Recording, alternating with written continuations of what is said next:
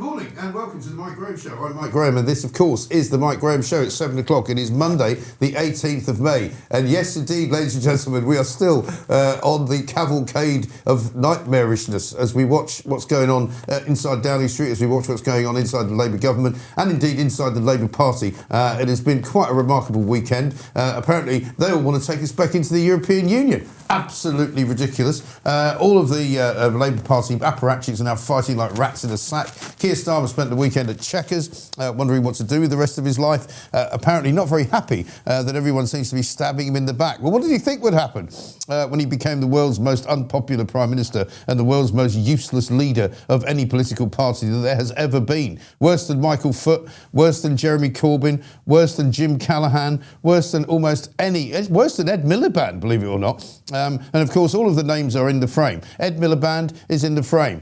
He doesn't want to be Prime Minister, but could end up being it. We've got Wes Streeting, who said he wasn't going to run originally, then he was going to run, then he resigned, and then he still wasn't going to run, and then he decided he was going to run, and now he wants to run on the basis that we want to go back into the European Union, which nobody wants him to do, apart from everybody in the Labour Party, apart from the people who are in the Labour Party in the north of England who don't want to be in it. You're following me so far. It's not easy, I know. Andy Burnham, of course, who went out for a run the other day in the world's worst shorts, he apparently didn't actually go for a run because what he actually did was told a media crew to wait for him by the side of a road so that when he came running past in his rather short shorts and crappy Everton top he came as if bounding around the corner. Oh, what a surprise, there's Andy Burnham running down the side of the road. Do they think we're stupid, right? Apparently then later, according to the Daily Mail this morning, he turned up at home in his car. So he didn't actually leave the house running and then run back. So he ran out, got his picture taken, had some film footage shot of him running so they could do all these headlines about, I'm running, and then he got in his car and drove home. It's all a bit weird, isn't it? There's lots and lots of things to talk about this morning around the horrendous nature of how useless this government is. And we're going to read you a few of the headlines. We've got all sorts of things to go on with you. We've got Lee Harris with the papers this morning. Emma Wolf's not able to do it today, so she's coming up later on in the week for those of you who are disappointed. But don't be disappointed. I mean, Lee Harris might not be as attractive, but he's a good guy. I promise you. I promise you. And here we've got the front page of the Daily Mail. Backlash over Brexit betrayal. Michael Gove, I mean, he knows a thing or two about betrayal, doesn't he? Blast Streeting and Burnham in Mail article, as Kemi says, Labour clowns couldn't negotiate with the EU. We've got the Times, it says, Burnham's allies accuse Streeting of sabotage. We've got Streeting will stand for Prime Minister on rejoining the European Union, says the Iron newspaper. The FT, Labour battle reopens Brexit wounds. Burnham facing perilous by-election race in The Guardian. Backlash faces Burnham in the Telegraph. It is completely and utterly all about the Labour government. Who's in, who's out, who's not in, who's not out, who's stabbing who in the back. I mean, it's all completely and utterly mad. Let's talk to Lee Harris and get some sense from him about what is going on. Lee, very good morning to you, sir. Good morning, Mike. Good to see you. Well, it's absolute chaos, isn't it? I mean, I think this is what we were kind of talking about previously, where we said we both wanted as much chaos as possible because it would just bring an early end to the Labour Party. And I think this is the kind of final death throes of a party that is in complete disarray. But I found the whole thing absolutely hilarious. I mean, look at Wes Streeting saying pretty much immediately that he wants to take us straight back into the European Union. Do you know what the first thing I thought, Mike? That's a stitch up. Makersfield is an incredibly leave voting area. That is not pleasant to the ears of a lot of people that live there. No. And you know, obviously Andy Burnham. I read a piece in which it suggested that Wes Streeting is being sort of operated puppet-like by Peter Mandelson, right? Because they said in this piece, you know, I wonder where he learned the dark arts of how to ruin somebody's political career. Because, of course, Andy Burnham came out a couple of days before and said, you know, I think it's really important that we get back into the EU at some point. He's now had to come out and sort of row back from that because of what Wes Streeting has said. And so his first kind of, venture onto the national stage is to make a completely ridiculous blunder, right? So imagine this situation, right? So Mandelson has a whisper into old Wes Streeting's ear and says, look, if you tell him we're going to fight on the EU over in Makerfield, that will completely kibosh Burnham's chances of winning it, and then you can be the next Prime Minister. And I think that's what's happened. I think you agree. Yeah, that's exactly what first thing that came to mind is that was definitely a stitch up, which just shows how, well, it's something that I dislike about, just to get serious for a moment. I hate this. Like, I absolutely hate politicians just saying things, just to get elected rather than what the people actually want to hear.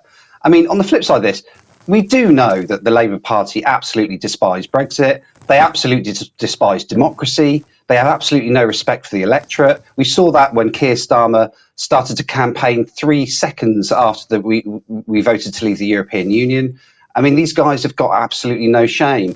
And I believe that they do.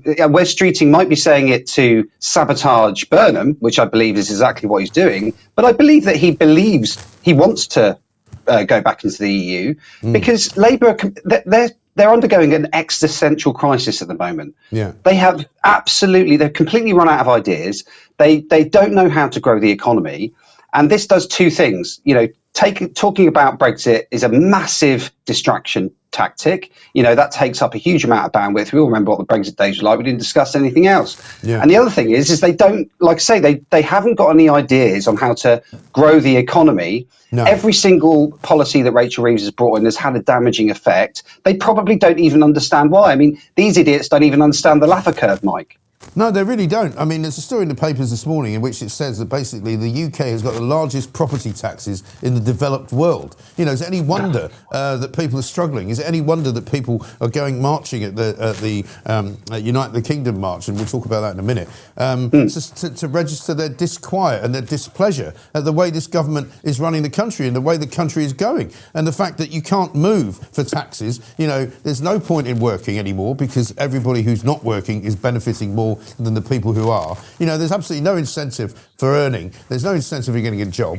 The best thing you can do. In fact, there's another story in the Telegraph this morning saying that you can now, if you've got anxiety, get a disabled badge for your car. So you don't even have to worry about paying parking fines or parking on I mean, it's absolutely outrageous what's going on. And these idiots who are running the Labour government think that, the vulnerable are the only people that matter. But everybody's going, I'm vulnerable, can I have a handout, please? It's ridiculous. Yeah.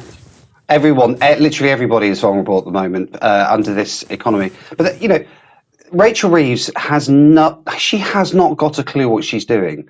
I mean, if you look at what she's done to businesses. I mean, I run a small business, Mike. I mean, the hike in national insurance, the hike in national insurance is killing businesses. We've got some of the highest rates of businesses going bust ever, and it's been a crisis from the start since the moment she's got into office. Yeah. But the point is that I think that there is a fundamental belief within the Labour Party that they just don't believe that we are capable of running ourselves as a country. And of course, you can understand why they believe that, Mike, because they don't know how to run a country. Exactly right. And the problem is, right, it takes you back to the old joke that people used to make in the 80s was, how do you start a small business in the United Kingdom? Start with a large one, because basically all that happens is that you get chipped away at by this government until you've got nothing left. And so many people, I mean, interestingly enough, not that I'm in any danger of defending billionaires, but the Sunday Times Rich List came out on the weekend, right, on Sunday, and about a third of the people on the Sunday Times Rich List have now moved abroad. Now, if you can imagine the amount of tax that is now not being paid here because of Rachel Reeves' policies, then you get a sort of rough idea of how bad it's going. Yeah, I saw somewhere as well, that we have some of the highest capital flight in the world. I think China is the only country above us that has higher capital flight. I mean, it is ludicrous. What I don't understand is why they don't bite the bullet and actually do the things that they're being, I know some of the people giving them advice are going to be on the right, but are they going to swallow their pride? Are they going to try and do something like lower taxes? They don't understand that the more the less business tax businesses have to pay, the more that they can invest, the more that they can recruit, the faster they can grow, and that means more money for the tax. I mean, I don't even need to tell your viewers this, Mike. Literally everybody knows this. But going back to the European Union side of it, this is why they are so desperate to take us back into the European Union, because they haven't got a clue. No. And if it goes wrong, if it goes completely wrong, then they can just blame the European Union. It's not us, Gov. Right. So they haven't got a clue what they're doing, and just by passing all of the responsibility over to the European Union, just gets them off the hook. I think that's where they're going, because also they don't understand how to run anything. You know, that's very, very clear. I mean, I was listening again to some commentators over the weekend talking about how the civil service basically is there to be told what to do by the Prime Minister. We all know that there are elements of the civil service that are a little bit kind of difficult and who can sometimes be hard to kind of convince. But the message that's coming from the civil service is that Starmer doesn't know what he wants. So he doesn't actually go out there and tell them, do this, do that, do the other. You know, he just kind of sits around, has summit meetings, has cabinet meetings, has Cobra meetings. All he does is have meetings. He doesn't ever kind of decide to do anything. And then when he does decide to do something, he gets it wrong. I mean, he hasn't spoken in public, right, since last Monday. So a week has now gone past where his entire cabinet has been in revolt. His entire sort of, playbook has been exposed as useless. He said last Monday he wants to be at the heart of Europe, but he doesn't want to rejoin the European Union. People are going, well, you can't be at the heart of Europe if you're not in the EU. So it's either one or the other, right? And I don't think people in this country even want to talk about reversing Brexit. They've had enough. Move on. It's 10 years ago that we voted to leave the European Union. Nobody in their right mind wants to go back in because it's a basket case. Yeah, I couldn't agree more. I think he's lying, Mike. I think he does what he is going to. It wouldn't surprise me. I mean, I don't know about you, but I don't believe a word that man says. So initially, I kind of did believe him when he said, we're not going to rejoin the customs union. We're not going to do anything. And I thought, well, OK, at least you're not going to do that. So everything else that we know that the European Union isn't going to give you much anyway. So it's just all hot air. But after seeing how many U-turns are we at now? Like 20 or something, 15 or 20 U-turns. I actually starting to think maybe he will try and take us back into the single market and the customs, and he'll dress it up as something else. I don't believe a word they're saying. I suppose the only good thing is that, like you said, he's been basically in a bunker since last weekend. Maybe he's been so terrified about the British people waving flags at the weekend, he's just not come out. But that is actually true. I mean, he apparently locked himself in his private study when all this leadership contest stuff was going on. He wouldn't speak to any of his ministers. He blanked Siobhan Mahmood. He wouldn't speak to Wes Streeting until Wes Streeting marched to that meeting through the front door of Downing Street, which I think was the last most entertaining thing I saw Wes Streeting do. But it is an absolutely catastrophic disaster, and as I said, Mike, this is kind of what we were hoping to happen if they got battered in that by-election. At the local elections. So this was kind of what we were hoping for, but I'm almost finding it a little bit funny at this stage. Well, I mean, I've been finding it funny for quite a long time, because at the end of the day, I'd rather actually they didn't do anything to run the country, which they're not doing now, because at the end of the day, it's better they leave it well alone, just let the country run itself. I mean, I often said when Northern Ireland didn't have a government, it worked a lot better. They didn't sit in Stormont, they couldn't agree on anything, and everybody just went to work, they went to, school, they did all the stuff that they normally did, and actually didn't matter. So, if these people get to stay out of our way, it might actually make for a better way to live. But there's no question now that it's all about whether Starmer resigns before the by-election or whether he waits until afterwards, and that's what everybody's talking about. So the good news is that he is definitely going. It's just a matter of whether he goes before June the 18th or announces that he's going somewhere before June the 18th, or he waits until after because if Burnham wins the by-election, he's screwed. If Burnham loses the by-election, he's also screwed. Has he actually solidly confirmed this? Because I heard it was more of a rumour. Because we've heard people talk about, a timetabled exit and stuff. Yeah. Has he actually said that yet? Because I think there's a bit of ambiguity about it. No, he hasn't said anything. No, because he doesn't know what to do. He's paralysed like a rabbit in the headlights. He has to have a summit. He'll probably have to have a summit meeting to discuss with somebody. But the trouble is he can't have any more meetings with anybody, because now he doesn't trust anyone, because they're all stabbing him in the back. And so he hasn't got him sitting there all alone in Chequers. Even, the best chance he's got of talking to anyone is his wife. And we know that, she's not that keen on him either. So he's probably sitting in a room all on his own. Even if he talks to anyone. I mean, Lisa Nandy was out yesterday trying to sort of defend him and ended up attacking him and said, actually, I haven't spoken to him. In fact, why don't we get a few clips on the go? Should we do that, Charlotte? By the way, Charlotte's running the show this week. Pooch is away. So very good morning to Charlotte. Thank you very much indeed. A couple of people asking about a poll. There is no poll today, right? And I'll tell you why there's no poll. people got so worked up on Friday about who should be the next Prime Minister, right? They didn't like the poll, apparently. And so we've had the HR people got involved, and they said, look, if the people can't handle a poll, just don't do one.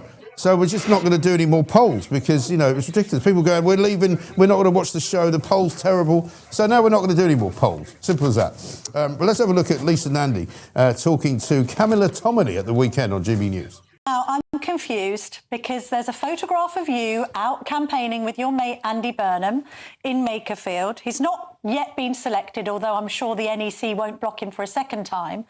But aren't you, as Culture Secretary, in the very odd position now of actively campaigning for the man who wants to replace the Prime Minister? No, I don't think so. We've got a by-election, Camilla, and as you would expect, it's 10 minutes down the road from my house. Of course, I'm going to be out campaigning most days to make sure that we get a Labour candidate elected. Andy hasn't been selected as the candidate yet. Makerfield members, you'll know from our part of the world that we don't like being told what to do, and Makerfield members will want to come to their own decision about who the candidate is. But it would be very odd if there was a by-election being called 10 minutes away from my house and I wasn't out campaigning. We've all been asked to go and do it, and I was very proud to do so. No, I can understand that in the sense of localism. You're down the road and obviously you're a Wigan girl through and through. But, I mean, let's not be under any illusions here.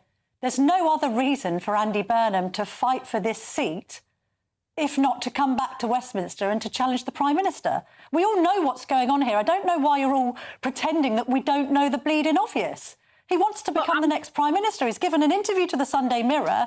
So why are you guys all pretending that he's doing this because he's interested solely in Makerfield? It's just a nonsense. Yeah, look, I'm not pretending anything. I mean, I voted for him in 2015 to become leader.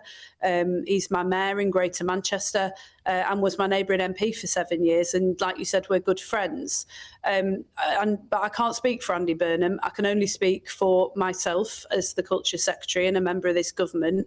I support the Prime Minister. I think he has defied the odds many times, and he made a promise to the British people, which he feels strongly he doesn't have the right to walk away from, and he is going to deliver. But I've long said and believed that Andy's loss was a real loss to Westminster. It was Greater Manchester's gain. I think we need a much louder voice for towns like mine in Wigan and all of those towns across, Ashton and other parts of Makerfield that have not had the public services, the investment, the infrastructure and the voice that we need for a very long time. Andy Burnham is an immensely powerful voice for those places. He wants to come back to Westminster, and I think he'll be a real asset to us. But of course, the problem is, Lee, he wants to come back to Westminster. Well, I'd like to drive around in a Ferrari, but, it doesn't mean he has the right to go back to Westminster. I mean, that Wally, Josh Simons, was on TV yesterday morning, who's given up his seat in Makerfield. And this was a guy who was talking about, integrity in Labour Party. This is a bloke who was kicked out of the government because he was spying on journalists who were writing stories about Labour Party, Labour Together. The guy's as tainted as you like. And he kept talking about my constituency. It's only been his constituency since 2024. And he's now given it up in what I would say is a betrayal of democracy and a betrayal of the people who voted for him, just so that Andy Burnham can get back into Westminster.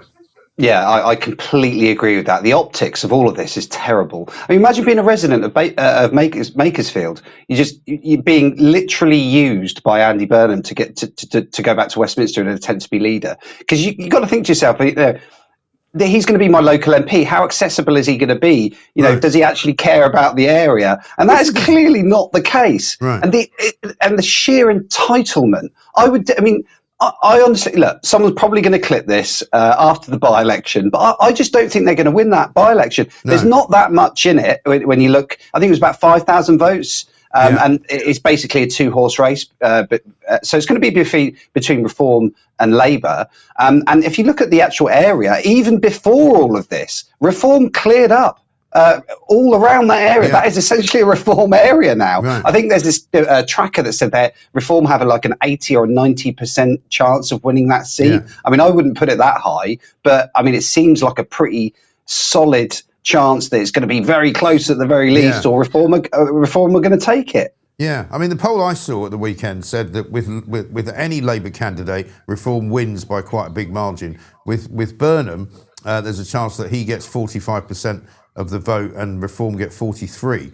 But that is very close indeed. I mean, that is within a whisker. And that was before he came out and said, "Oh, I think I made a bit of a mistake going on about the EU," because it looks as though now his first move and his first kind of, setting out of his stall has gone horribly wrong because he's picked the wrong subject, right? And he's obviously now picked the wrong constituency and the wrong subject. So what does that tell you about how politically savvy he is?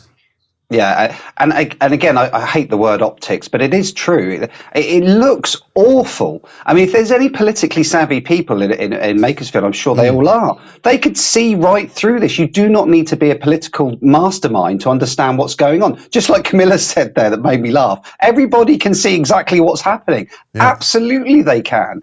And this is, I think, it epitomizes why people hate politics at the moment, and especially hate the Labour Party. Yeah. I just think that it's a horrible look. People are being used for Andy Burnham's gain. But honestly, like I said, I think that Wes Streeting has punted out this massive sort of message about the European Union, returns to the European Union, to sabotage Andy Burnham. And I think Keir Starmer himself probably did.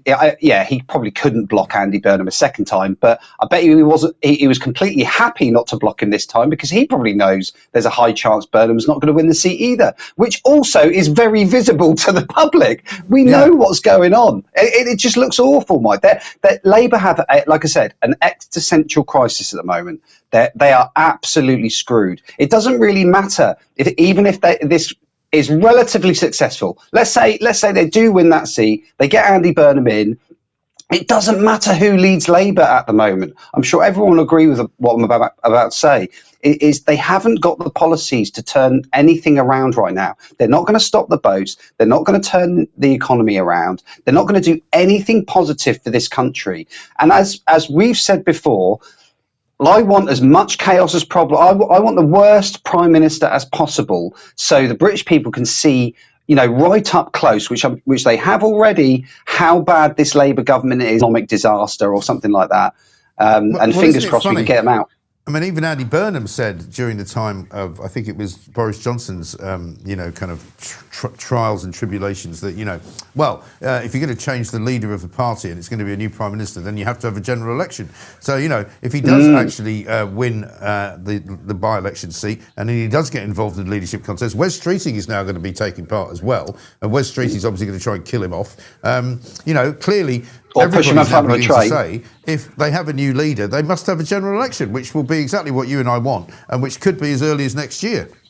Yeah, and they're going to lose that general election without a doubt. Yeah, and we can beautifully put up their tweets. I think there's always a tweet, but I think with this one, almost all of them have said it. If you have a by-election, and if you change prime minister, then you need to go and get your mandate. Keir Starmer has obviously been very vocal about his mandate that he won, which he didn't win. He just won by default. They keep saying that Keir Starmer, won this massive majority in hearts and minds of the UK. That's obviously nonsense, and we can see that in the polling. No one likes him. He is the most despised and hated and useless and utterly chaotic prime minister that we have ever seen. The guy is a traitor, and in my view, he should be booted out of number 10 and arrested for treason.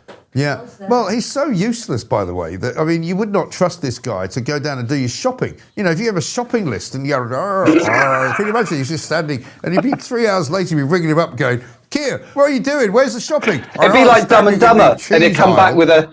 I'm having a summit meeting to decide which cheese to buy. It's going to be some time before we could get the coalition of the willing to agree on the cheddar that I should pick for you. The bloke is completely useless. And let's go back to Andy Burnham, the Mail. As I say, this rather bizarre episode of him running in a sort of vintage Everton shirt, trying to be all man of the people, and a pair of short shorts, which he's getting a lot of gyp for. And it turns out that he didn't actually run all the way out and all the way back. He ran so far as the camera could catch him running along the side of a road, because he'd obviously set it up. And then he turned up, and they've got a picture of him turning up back at his house in his car. No. So he obviously drove somewhere, ran down the road, had the picture opportunity, and then went home in his car. They've also pointed out that the man of the people from Manchester enjoyed 9 globe-trotting jaunts, the most of any mayor in Britain, to foreign parts, including Ireland, Japan and Singapore, and 3 trips to America, 53,000 quid's worth. Thank you very much indeed. I personally, I've never really seems to kind of change his opinion depending on what works. So there's no kind of serious political philosophy with the guy. No. And yeah, like you say, when I saw him jogging that, I genuinely wanted to be sick in my mouth. Like, it was probably one of the worst things I've ever seen. It genuinely was quite, because it was obvious, wasn't it? Absolutely obvious. I saw some of the funny tweets coming out. I know you have Chris Rose on the show, and some of his tweets mocking Andy Burnham made me laugh out loud. But yeah, it looks awful. I do remember this one. This happened a while back. During COVID, there was some moment when Andy Burnham stood on the steps of Town Hall saying that he just received a text message from the Tory government about funding for COVID. Do you remember this? I might have to remind some viewers. No, not really. Well, Robert Jenrick, Andy Burnham stood on the steps of Town Hall with his phone in his hand, pretending that he just received a text message from the Tory government saying they were going to get 20 million, which was nothing compared to what he was asking for. Right. And Robert Jenrick was in the studio in Sky News, and Kay Burley said, "Why have you only just told him? Why have you only just put it on a text message?" And Robert Jenrick said, "I didn't." Right. He's lying. And he said, "I phoned him at 2:00 this afternoon." The whole thing was a charade, right? Yeah. Andy Burnham is probably a bigger and more accomplished liar than Keir Starmer. You know, give him credit. At least he can act properly. Keir Starmer couldn't do that. He's just too wooden. Well, his other claim to fame is that he wanted to bring in a ULEZ zone into Manchester. He spent 200 million quid on doing so. Then there was such a backlash from the people because he wanted to charge £7.50 for every taxi driver that drove into central Manchester. I think he wanted to charge between 12 and 15 quid for every bus and every lorry. He wanted to basically rinse anyone who was driving anything on with an engine. And he had set up all of these camera systems. He'd set up all kinds of bus lanes and all the rest of it, all of which then had to be given up. £200 million of taxpayers' money down the drain. And apparently, if you go to, I don't know Manchester that well, but if you go to Manchester now, you can see cameras everywhere, and it just has a sign on it saying under review, right? Because they spent all this money and it didn't go anywhere. And then he also said that he'd managed to sort of, safeguard bus travel by capping the price of travelling by bus at £2. And that's why he should be Prime Minister. And you go, mate, and that cost 120 million or something. Toy Town. What are you talking about? Yeah. And I also saw, this is a bit more serious, but I also saw those clips of him when he was talking to the public about the grooming gang crisis. Yes. It doesn't seem as he's as popular as people think, especially with that being in the forefront of people's minds at the moment. And of course, with the backdrop of the Labour Party having to be dragged kicking and screaming into a national inquiry, a national statutory inquiry, it did not look good for Burnham being stood in front of the people he's supposed to represent and then basically shouting at him because he did play down the rape gangs, just like everyone else in the Labour Party. It's absolutely disgusting, Mike. Well, it's worse than that because he's worse than most of the people in the Labour Party. We've got Maggie Oliver coming on a bit later on, and she's fantastic. She's written a piece in the Mail today, basically saying that Andy Burnham had a chance to give a voice to grooming gang victims, and he completely and utterly wasted it. He missed an opportunity to get countless children justice.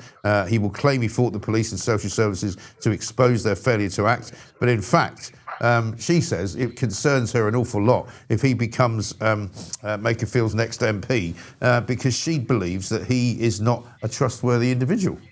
She is absolutely right, and I love Maggie Oliver. And do you know what? I know people have said this already. It's not like a revelation, but she would be a fantastic candidate to run against him. And she would destroy him. She would absolutely destroy him. I mean, she's already said she won't run for reform, and I don't know if she would want to run perhaps in has she said that? She has said that, I think last week, back end of last week. But that's a shame. Equally, other people have said maybe what she should do is run for Mayor of Manchester if he decides to step aside. That's a very good backup idea. Yeah, it's a shame to hear that, actually. She wouldn't run for reform. But yeah, in that case, backup would be Mayor of Manchester. And actually, do understand this as well. If Andy Burnham doesn't win that seat, he can actually still retain his seat as mayor. Apparently, there is some wrinkle in the constitutional rules in which he doesn't have to. Yeah, I mean, originally we all thought he's going to have to give up being mayor before he can run, but apparently he doesn't have to do that. But it's only if he wins. But that would also show him to be a complete and utter coward, wouldn't it? Because either you've got the courage of your convictions and you go all out to win something. You don't kind of go, oh, do you know what? I was thinking I'd go and get a job at GB News, but I'll just keep working here in case it doesn't work out. You know what I mean? No. That's just not the way the world works. If you want to go and be an MP, you quit the job you're in and you run. And if you lose, then you lose. That's the end of that. Yeah, think of his poor staff as well. You know, they thought they got the back of him, and then he comes waltzing back in because he lost. Probably in a much worse mood. Doesn't let anyone have a lunch break anymore because he's angry. Yeah, absolutely. But right. Sorry. No, I was just going to say, no, absolutely right. I just think, like most of these Labour politicians, he's a charlatan. He's not who he pretends to be. He makes out he's Mr. Working Class, you know, dresses like he's in New Order. You know, he's way too old for that. And at the end of the day, you know, your flat cap owning, you know, whippet owning bloke who walks around the streets of Manchester and goes, all right, how you doing? No, that's not him at all. He's Westminster through and through. And like you said, Mike, it doesn't matter if they put the Messiah in himself. There's nothing that the Labour Party can do now to recover where they are. They're too damaged in the polls. I don't believe they have enough time. I don't even think if you gave them 10 years they could turn this around. No. It's over for the Labour Party. It's over. For not just because them personally. It's their ideology. Like I say, it's completely existential. They would have to basically turn themselves into reform, change all their policies to reform, or you know, that type of politics for them to be able to do anything. And they still wouldn't do it because everybody bloody hates them, Mike. So even if they start bringing in the right policies, they're still going to get punished for the absolute disaster and chaos that they've caused so far. And I think it is just so over for the Labour Party, and we are just basically just going to have to ride this out until we can just get rid of them at an election. But like I say, the more chaos, the better, because we just need an early election as soon as possible. Yeah, I couldn't agree with you more. Lee, great to see you. Thank you very much indeed. Just a quick word before we let you go about the United Kingdom. You were there yesterday. We're going to be talking later on to Ryan Bridge, who was arrested as soon as he got out of the train at Euston. And I think wrongly, I think we're going to find out. Also, Siobhan White is going to be here as well. We're going to be hearing from her. And Anna McGovern was there doing a little report for us. But what was your experience yesterday? It was brilliant, Mark. I was there. Yes, yeah. Well, I did Dan Wooden's show in the morning. We covered it from 10:30 until 1 in the studio. So I saw all the footage of Ryan getting arrested and stuff. It did, to me, it instantly looked like the police were trying to pick people off to get a reaction. But that was honestly, it was fantastic. It was a very welcoming, wonderful event. I've been to all of them now. People from all colours, all faiths, all ages, families. Young, old, children, just a real festival atmosphere and a celebration of what it is to be British. I was lucky enough to have full access both backstage and front stage, so I got a chance to meet everyone. I had a chat with people from all over the country. Everybody had a smile on their face. It was a really good vibe, Mike. Honestly, I loved it. It was the best one yet.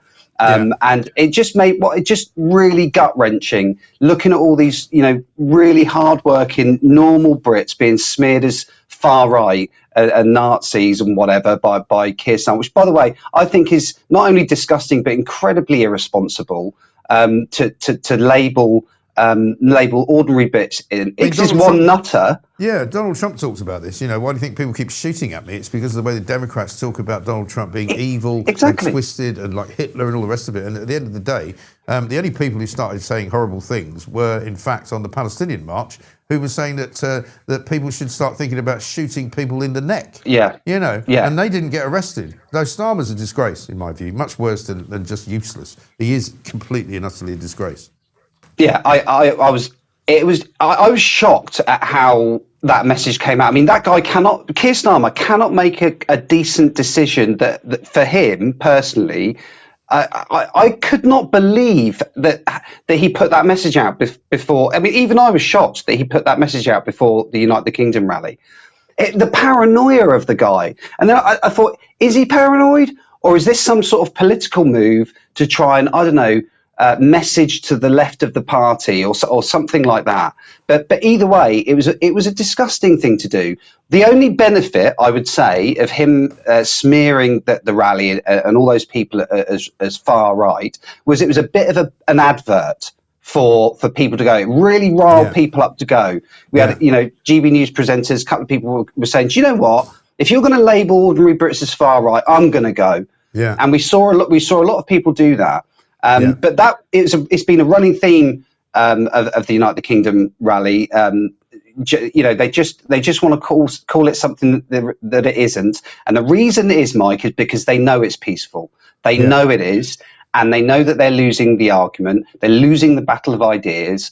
And the only thing that they can do is smear it and hope to God that people believe them. So it doesn't look like it's gaining traction. But it doesn't matter now. There's no one is buying it anymore. No, it doesn't work when you call people racist or far right. Yeah. It's just finished. So it's an existential crisis for the left. They're losing the argument. You can smear us as much as we want, but good people are still going to turn out and we are going to fight for our country. But it was a peaceful, wonderful event, zero violence. It was just, I could not, I thoroughly enjoyed it. It was absolutely brilliant. Yeah. Well, good to hear, and great to talk to you, Lee. Thanks very much indeed. Lee Harris there reporting into us after the United Kingdom rally. We're going to be talking to a great many guests this morning, including Ryan Bridge, who got arrested by the cops, Anna McGovern, who was there as well. Maggie Oliver is going to join us too. Mark Littlewood is here. We'll talk to him in a minute. Let's get some super chats, though, shall we, Charlotte? A lot of people moaning about the fact that there's no poll. I'll tell you what we'll do. We'll come up with an idea on that one in a second, because quite a lot of you are not happy about that. Loyal says, this morning, Mike, we all know Labour have had contempt for the UK and the British people for decades. This Brexit betrayal, like Pooch and Charlotte and Lee. I'm in Toulouse in my truck. Every French person I've met wants to do their own version of Brexit. Love to all. Yeah, absolutely right. They do. Peace Planet sent us a super chat. Thank you very much indeed for that. And young Jenny, I coined a word for the perpetual rubbish put out by Labour and the paid for prompts from influencers. Lab slop. I quite like that. Yeah, it is, absolutely. It's all recycled nonsense. Hi, Mike. They want to pass the responsibility for ruining the country over to the EU, says Gary, so they can carry on claiming their MP salaries and perks. Well, somebody asked me over the weekend, where do you think Keir Starmer's going to end up? Probably working for the European Union. Mike is doing a Starmer and robbing our election by stealing our poll, says MLB. Listen, now I've got an idea. What do you think of this, Charlotte? Why don't we do a poll on whether we should have a poll? And then see whether people will vote in that. Because the reason we don't have a poll today is because so many people moaned about it on Friday, is they didn't like it. So we thought, well, I'll tell you what, if you don't like the polls, we just won't do them. Simple as that. But before we speak to Mark Littlewood about all of that, plus many other things, indeed, including Celtic Football Club up in Scotland, let's have a bit of news with Edward Hughes. Good morning and welcome to Monday. I'm Edward Hughes. Well, Britain's favourite soap opera continues, Westminster under siege. Keir Starmer is still clinging on after a rough set of local elections, while Wes Streeting has been out, confirming he'd quite like the top job and reckons rejoining the EU would be a smashing idea.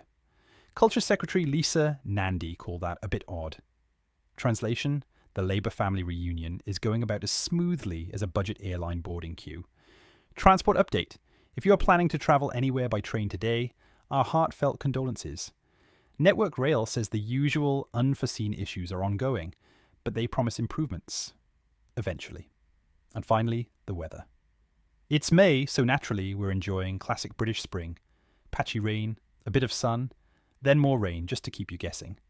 Pack the coat, the sunglasses, and a quiet sense of resignation. Have a lovely day. Laters, Tigers. Welcome back to the Mike Graham Show. It's coming up to 7:39, and without further ado, let us talk to the world's greatest economist, Mr. Mark Littlewood. Very good morning to you, sir. Mike, great to be with you. Happy Monday. Happy Monday, yeah. I mean, it is a happy Monday, unless you're Keir Starmer, of course, where he's apparently spent the whole weekend in Chequers, not presumably with very many people to talk to, because they've all kind of deserted him. And I read a piece at the weekend which said that he's very dismayed at the fact that so many of his former colleagues appear to be stabbing him in the back. I mean, So he's finally realised now. Which sort of tells you what he doesn't know about politics. Yeah, What did you think would happen exactly. when he became the Prime Minister? That's how every political career ends. Yeah. But we're in this weirdest situation, aren't we? I mean, that anyone who wants Starmer to stay, which I agree with you is a dwindling number of people, right. but or is a pretender to the throne presently in Parliament, is presumably at Chequers plotting how to make sure Andy Burnham loses this by-election. Yes. Right? The route to Starmer staying in power is to send out a secret platoon of volunteers telling people to vote reform in Makerfield. Right. And also this whole EU thing. I mean, somebody said, I don't know if you were listening earlier on, that Mandelson's hand is all over this, because you can see Mandelson sort of pulling Wes Streeting strings going, if you start interfering and talking about the European Union, you know, because Andy Burnham's done it, that will make people think Andy Burnham wants to get us back into the EU, and they won't vote for him. That could well be the case, isn't it? I mean, this constituency voted 65% leave 10 years ago, so I would have thought any sniff of we might rejoin the EU. Yeah. It wasn't the very clever play that sort of Streeting put this on the table, because Streeting's in the same position as Starmer. Yeah. If he wants to be the Prime Minister, he needs to make sure reform wins the by-election. Exactly, right? So this is completely mad. This is the weirdest election ever. It really ever. is. Because basically, it's vote Labour to get rid of the Labour Prime Minister, is the campaign slogan. Yeah, I mean, it's not even protest voting, this, is it? It's kind of kamikaze voting. You know, because if you're Wes Streeting, OK, stop Andy Burnham, then get reform in, then lose Keir Starmer, then get forced into some kind of general election, and then you're all out. Yeah, well, quite. I mean, that's kind of the timeline, isn't it? Yeah, ultimately it will end that way. But yeah, I mean, I'm quite excited about this by-election because so much hinges on it, right? But my biggest worry is what little we've heard from Andy Burnham on the economy so far. He makes Starmer and Reeves look like Thatcherites. But also makes them look quite sort of clever and intelligent about how to run an economy. We've got a clip actually from his appearance on ITV recently, where he seems to think that because he's managed to cap bus fares, that will work in almost every industry, particularly the larger ones, right? The utilities. Have a look at this. The ideas that you're talking about, already, you look at the financial markets on Friday, are pretty spooked by it. What are you going to do when the markets turn around and say, whoa, we don't like any of this, and we have a situation we had with Liz Truss where the economy starts to falter? Number one, I have never said you can just ignore the bond markets. Number two... Well, didn't you say we shouldn't be in hock to the bond markets? I said that politicians have placed Britain in hock because of the way in which we lost control of our finances and public spending when we, if you like, handed away control of energy, water, housing. That has left Britain in a weak position when it comes to public spending. How can you control public spending if you're chasing rents in the private rented sector through the benefits system? How can that be done? So, I've quite clear, let me say this really clearly, I support the fiscal rules. There needs to be a plan to get debt down. But beyond that, we need to change politics and take the turbulence out of British politics, because that is a cause of uncertainty that then has that impact in the markets. So he believes in fiscal rules, apparently, but doesn't that depend on what the fiscal rules are? Absolutely. But you can't just say, I believe in fiscal rules. Well, well, what are they? Well, quite. I mean, right. So there's so much to unpack here, Mike. I mean, total verbiage. Firstly, the idea of the fiscal rules is you're signalling that you won't spend too much money, right? That you'll get spending down or you'll get the deficit down over a period of time. Right. He's saying, well, I can't do that because the things I'm buying might become more expensive, like people's rents, for example. Right. So he's almost in the same breath in which he says we've got to have some fiscal rules, he also says, but it would be nearly impossible to stick to them because I don't know what the price of everything would be. And then this is the really worrying thing, which I think shows just like a complete lack of grasp of even the most rudimentary economics. He swerves the question there. But if he said, I don't see why we should be in hock to the bond markets, That's absolutely fine, as long as you don't want the government to ever borrow any money, right? So, but that's a bit like saying, I don't want to be in hock to a bank, but I've got this mortgage. Yeah. I don't know what to do about that. Well, even worse than that, I don't want to pay the bank any interest, but I want a massive overdraft, and I want to borrow more from the bank every year. But I don't see why I should be in hock to their interest rates. If you want to borrow money from people, the market sets the price, not you, right? So that's all the bond markets are. Right. It is the overall price at which people are willing to lend money to the government. And if you're a bit of a risk, which to be frank, the United Kingdom is, the bond market pricing is going to be higher, isn't it? That's absolutely right. I mean, these things are called gilts because the idea is they were gilt edge, golden. It's the only investment you could make with a guaranteed rate of return, right? Because the government are promising to pay it back. But the fact that people don't lend at 0% is because there is a risk, you know, not a colossal risk, but there is a risk that the government won't pay it back or undertake what economists call a haircut, that they'll suddenly say, oh, sorry, we can only pay you back 80p in the pound or that sort of thing.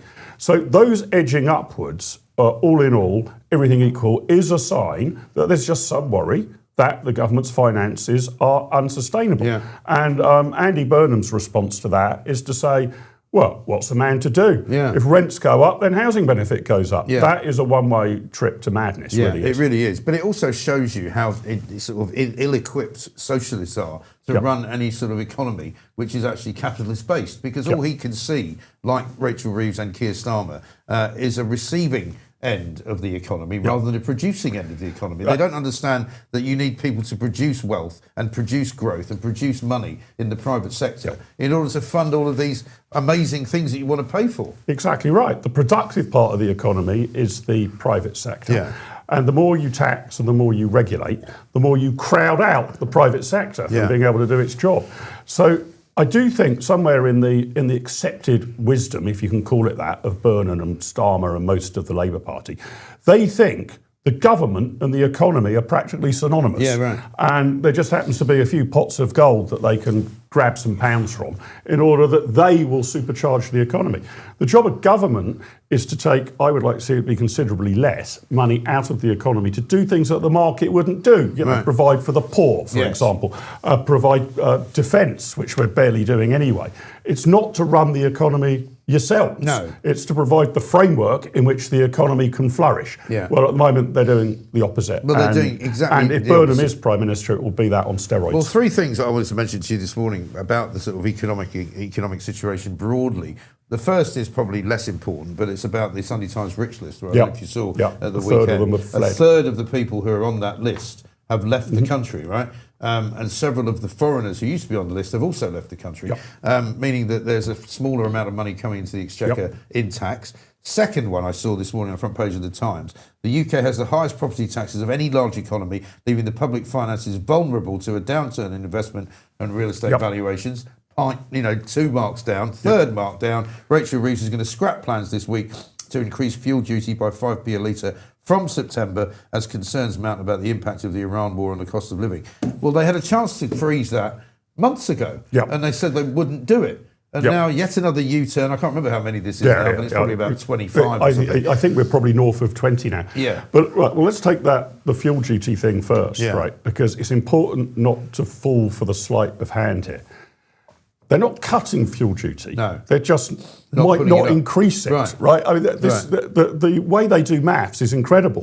It's paraded as a tax cut because you don't put tax up. Well, that's not a tax cut. No. Similarly, the welfare spending. I was going to say the welfare spending. They weren't going to cut welfare spending. They were just going to slow the acceleration of it. They weren't going to spend 5 billion extra. Quite. Right? So this is crazy. And fuel duty is way, way, way too high here. Again, we pay the most money for our energy prices, and we also pay probably the most money in Europe for our petrol prices. Yeah, absolutely right. So I mean, how can you credibly compete with, certainly, say, with the United States of America, right? And then this on the rich list. This is interesting. And look, everybody's going to say, it works. People react to changes in the rules. Of course they do. And at some point, that, you know, the rich will say, well, with this up, I will not put. I'm out of here. Yeah. And we've got to understand that affluent people are more mobile than ever before, right? It is hugely easier now to just sort of get yourself over to Dubai, for sake of argument, than it was 30, 40, 50 years ago. So what in the 70s we used to call the brain drain is it's now much easier for the brains to drain away from the country. But it's not just at the Sunday Times rich list that this is happening. We're disincentivising people who are doing pretty well, aren't anywhere near the Sunday Times rich list, might be earning 90, 100, 110,000 pounds a year. Very, very tidy salary. They're being disincentivised as well because of the high tax rate. So we're not getting as much out of them. We're probably in the situation now where there are a good number of taxes that if you cut the rate of tax, you would see more money coming into the government because people would be willing to work harder or people would come back to the United Kingdom rather than fleeing to Ireland or the United States or whatever. So the rates are now so punitively high that it's a lose-lose. People are saying, well, I'm not paying that, I'm out of the country, and less money ends up in the government's coffers. Exactly right. And also when you think of the number of people paying out fewer pounds in terms of their weekly shop, buying fewer holidays, you know, not buying a new car, you know, it's all has get into a circle effect. of despair. You do, and suddenly everybody's in a sort of downturn situation. And what also I was reading over the weekend is that Andy Burnham has previously hinted, and he may well walk away from it now, but he's previously hinted that he would consider raising the basic level of income tax from 20% to north of 30% to bring in more money for all of these ridiculous ideas that he's got, which is to basically cap energy prices, cap all sorts of other, you know, international companies from charging money, you know, bringing things into, you know, I think yesterday we were talking about nationalising water, nationalising, you know, they're already halfway towards nationalising rail, nationalising electricity, you know. Why don't we just go the full Burnham, Mike? Tax everything 100%. And the government will just... And they'll decide. Well, they'll decide whether you get a loaf of bread or running water or a bus ticket. Absolutely extraordinary. Let me just, before we go on, a couple of super chats perhaps on the offering. Charlotte, have we got a couple? One from Roy Boy. So the electorate of the small town of Ashton in Makerfield decides who will be the Prime Minister. If Burnham loses, we get Starmer. If he wins, we get Burnham. I'm not sure. Either way, whether you get Starmer, I think Starmer's finished one way or the other. Could you ask Mark if he's going to Wembley with Southampton? Come on, you Reds. Playoffs at the weekend, right? Yes, that's right. As long as we're not kicked out. Well, yes, I saw that. We're in this. You know, in fact, your name was mentioned in dispatches last week. Pooch and I were talking about it because apparently there's been some Southampton spy hiding behind a tree. Yeah, you would have thought. You would have thought that we've, you know, committed some unbelievable human rights abuse from all of the. But we sent a 21-year-old intern to go up to Middlesbrough, and apparently you can see their training from the nearby golf club. Right. So he took a few pictures on his iPhone, and this has caused people to say, kick Southampton out of the tournament. Is it a case of giving the job to the wrong person and saying? I mean, it wasn't done with a kind of ninja-like James Bond sort of style. Clearly. We had a similar. When I was at the Mirror, we had a similar situation. I had a graduate trainee. Who later became a PR for the Olympics, believe it or not, because newspaper work wasn't really his thing. He got sent to a car, he was working in Wales, got sent to a quite bad car accident which involved the children or the son of one of the top rugby players. And he was told by the news to go down there and see what you can pick up. He came back with a wing mirror and a wiper. We're going, what are you doing? He said, well, you told me to come see what you can pick up. So he came back with some of the wreckage from the car. Looks like he moved on to become one of the analysts at Southampton Football Club then. But yes, I will be there on Saturday. My golf football's expensive now. It was nearly 300 quid a ticket for the best seats. And so I'm hoping... That's a lot of money for a playoff final, isn't it? Well, but you've got to bear in mind, I think it is by some measurement the most valuable game in sport, in that the winner gets 200 million quid's worth of prize money in the Premiership. Get your 300 quid. I don't get my 300 quid back. I mean, it's not a bet, it's a ticket. And if you decide to want to eat and drink something, that'll be another 100 quid. Yeah, exactly. About 20 quid a pint or something ridiculous. It is unbelievable. I'll be there. Mind you, at least... it's not Celtic, right? Have a look. Let's check this out. Now, I know there'll be a lot of you out there going, why are we doing Scottish football? The reason is that this has become a massive global story, not just around the rivalry between Celtic, Rangers and Hearts of Midlothian. But have a look at this. This is a pitch invasion par excellence.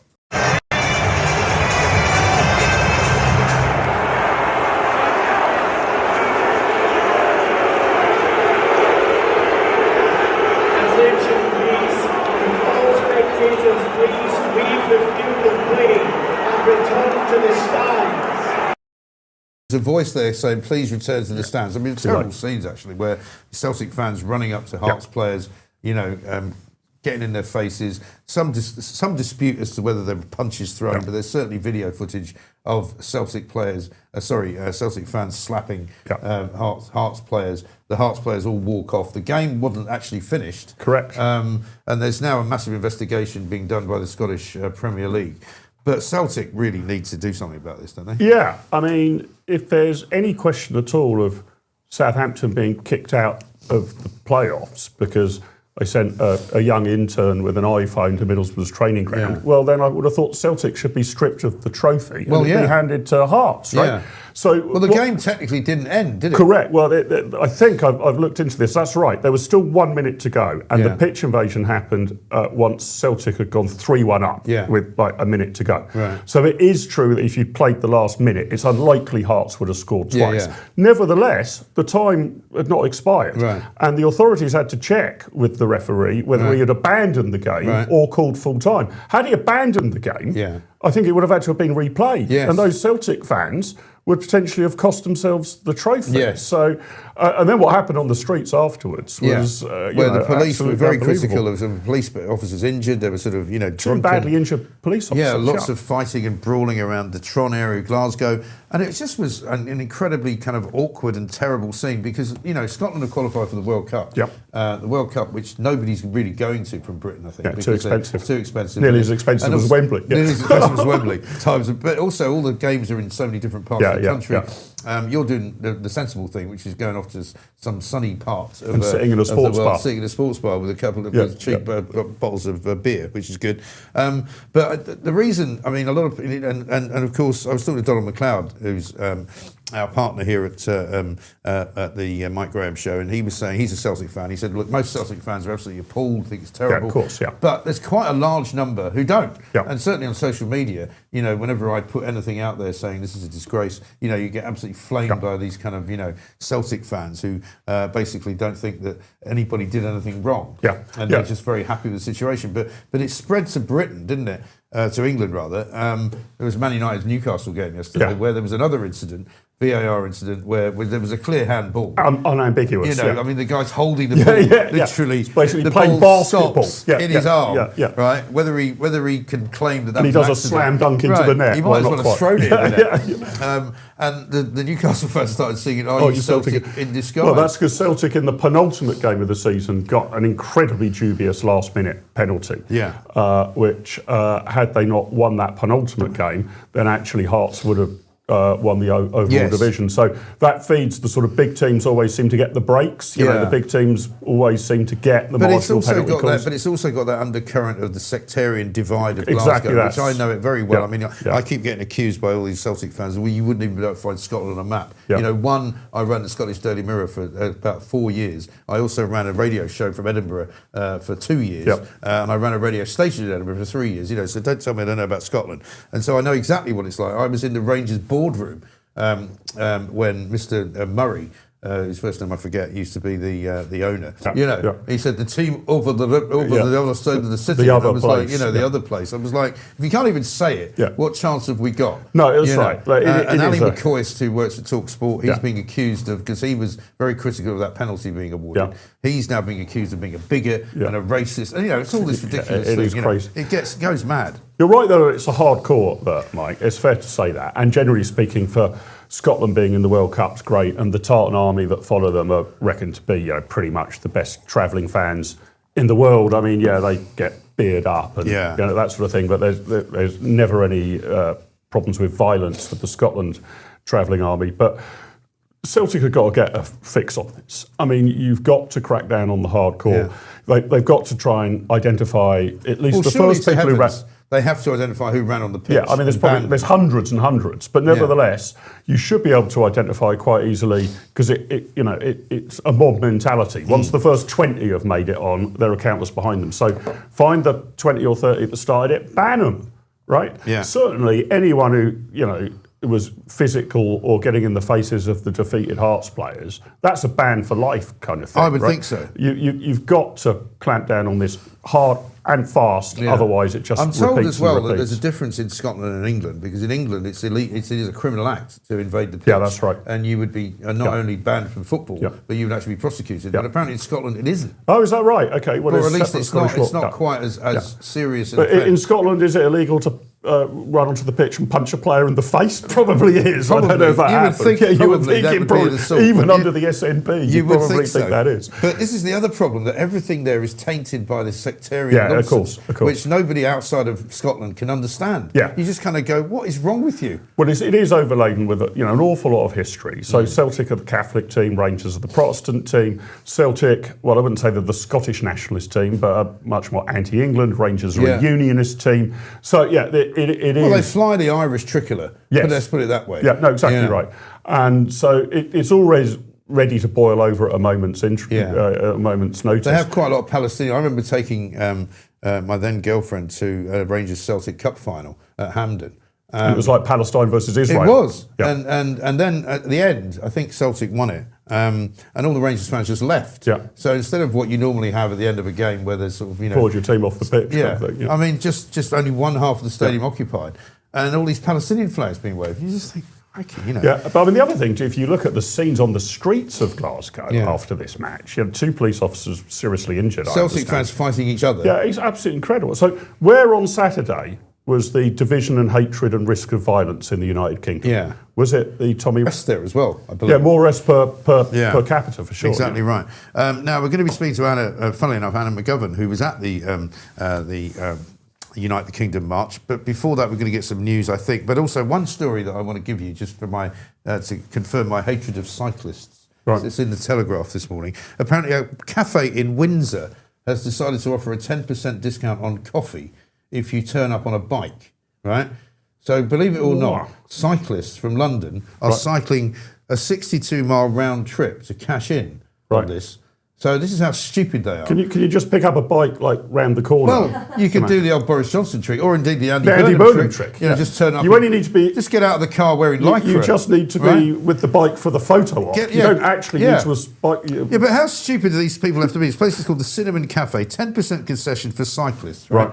So you're gonna cycle 62 miles there and back to save yourself 20p or to save yourself 50p off a cup of coffee. Yeah, that's nuts, isn't it? And I can't see the justification for that at all. No. Really. I'd probably do the other way. I'd probably do the other way around. There should be a surcharge if you're wearing lycra. That's That's the kind of cafe I'm going to. You know. Cyclist 9 danker. Yeah. Anyway, listen, should we have a quick look at the poll before we go to the news, Charlotte, if we can? We have got a poll out there now because of all the complaints about not having a poll. So here's the poll. When should we next have a poll? Today, tomorrow, next Monday, or never? Apparently 67% of them want a poll today. This is a poll. Well, they've got what they want. So now you've got one. So there you go. So now you've got the poll today. So stop whining.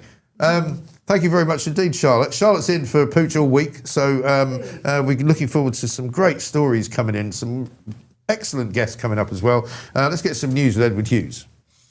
And welcome to Monday. I'm Edward Hughes. Well, Britain's favourite soap opera continues, Westminster under siege. Keir Starmer is still clinging on after a rough set of local elections, while Wes Streeting has been out, confirming he'd quite like the top job and reckons rejoining the EU would be a smashing idea. Culture Secretary Lisa Nandy called that a bit odd.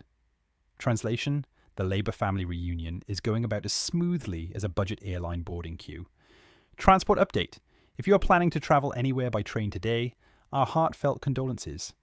Network Rail says the usual unforeseen issues are ongoing, but they promise improvements. Eventually. And finally, the weather. It's May, so naturally we're enjoying classic British spring. Patchy rain, a bit of sun, then more rain just to keep you guessing. Pack the coat, the sunglasses, and a quiet sense of resignation. Have a lovely day. Laters, tigers. Well, happily he stopped calling me Mick, which is good. He was in trouble for that last week because he's dangling by a thread, his old Edward Hughes. We shall see what happens to him over the course of this week if he behaves himself. Mark Littlewood's going to hang around with us for a little bit longer. Thank you very much indeed. Let's talk now to Anna McGovern, who was down at the Unite the Kingdom march on Saturday. Anna, very good morning to you. Good morning, Mike. Before we ask you how it all went, we've got a little clip, I think, that you made. Thank you very much indeed for sending it in. Let's have a look. I'm here because I want to show that there are young women out here that think the same way that I do, that want to protect women's rights. How do you feel about Keir Starmer? I don't like him. I'm not a fan, to be honest. I'm getting a lot of recognition. I want the country that I grew up in for my kids. What do you think of Keir Starmer? I hate him. I think he's an absolute gobshite.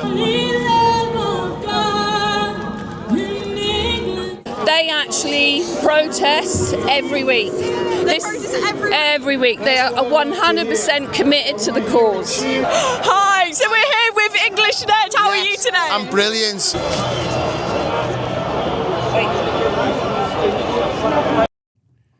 Doesn't look terribly hate-filled to me, I have to say. Anna, tell us what it was like. It looked like great fun. I mean, I love the guy in the old the Crusaders helmet. So it looks fantastic.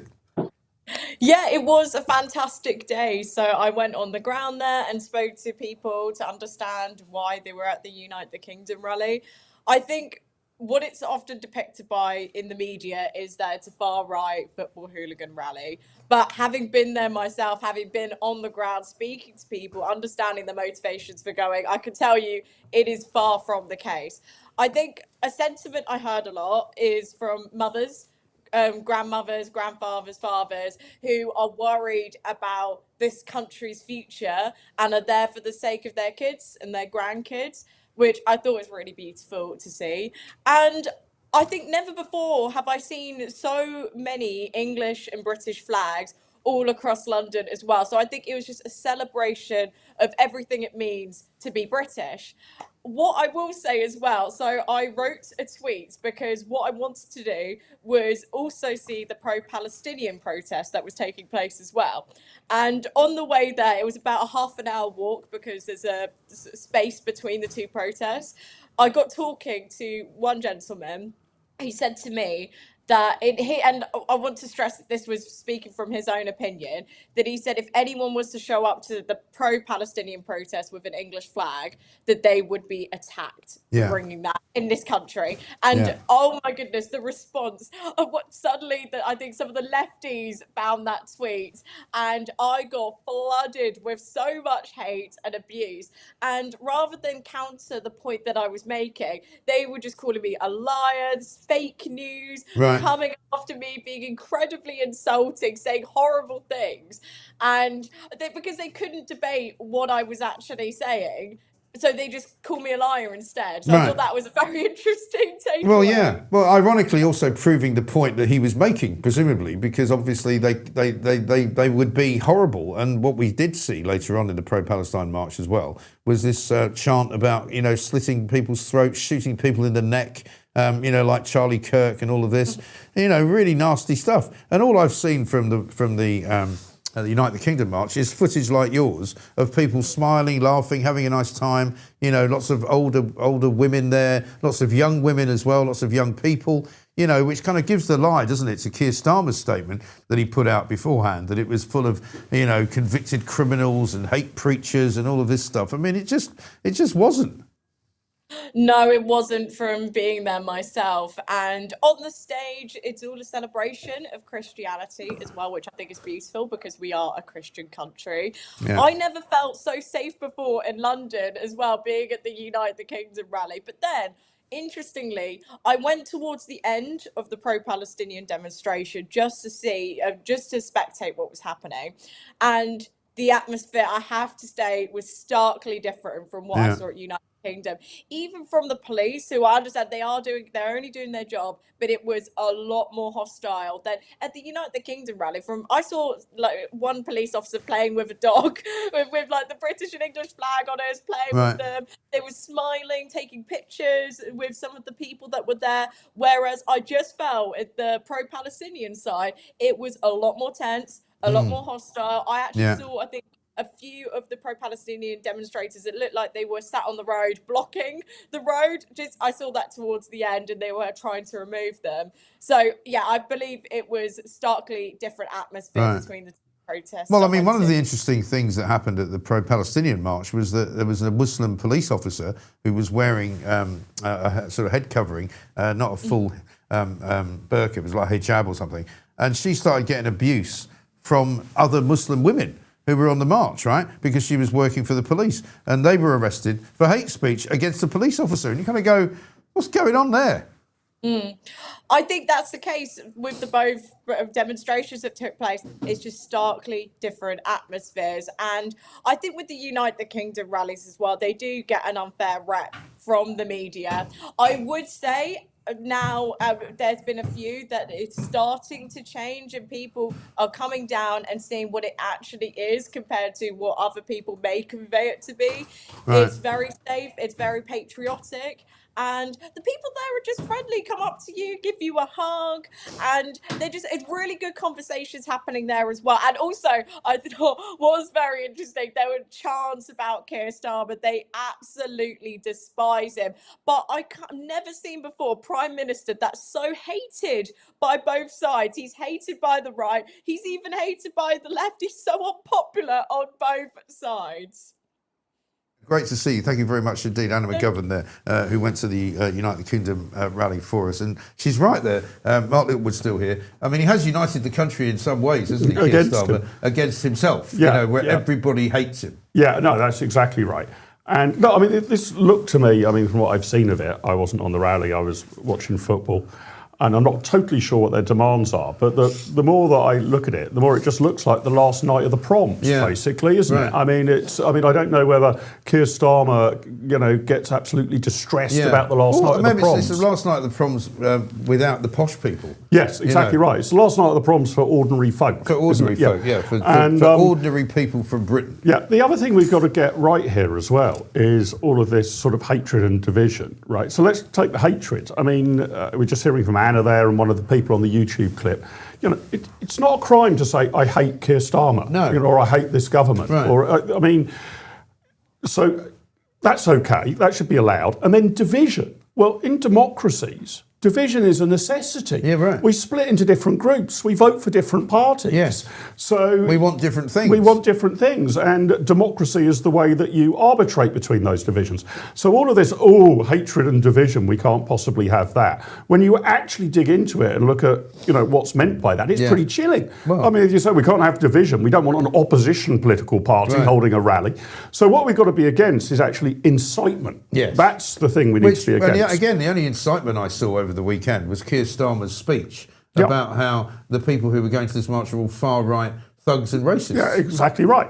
That's incitement, isn't it? Exactly. And or as you were saying on the other march, let's slit people's throats or shoot them in the neck. Yeah, now you're at incitement. Yeah, right. Exactly. I don't necessarily mind if people hate Benjamin Netanyahu, right? You can protest it and you can hate him. What I do mind is if these marches are inciting violence. And from what I can gather, no evidence of that at all from this Unite the Kingdom rally. No, absolutely not. It's quite remarkable. Have we got any super chats, Charlotte? Maggie's here. Maggie Oliver's here. We're going to talk to her in 1 second. Ann Widdecombe's coming up. Andrew Bridgen's coming up. Gene Hatchet, Ryan Bridge as well. Siobhan White. We've got a massive show today. Really, really excited about all the different people we're going to be speaking to. And who better to lead us off in this hour than Maggie Oliver, a woman who has, of course, dedicated her life to sorting out the wheat from the chaff, making sure that girls and women's rights are protected, making sure that people who have done terrible things over the years to young women and girls in this country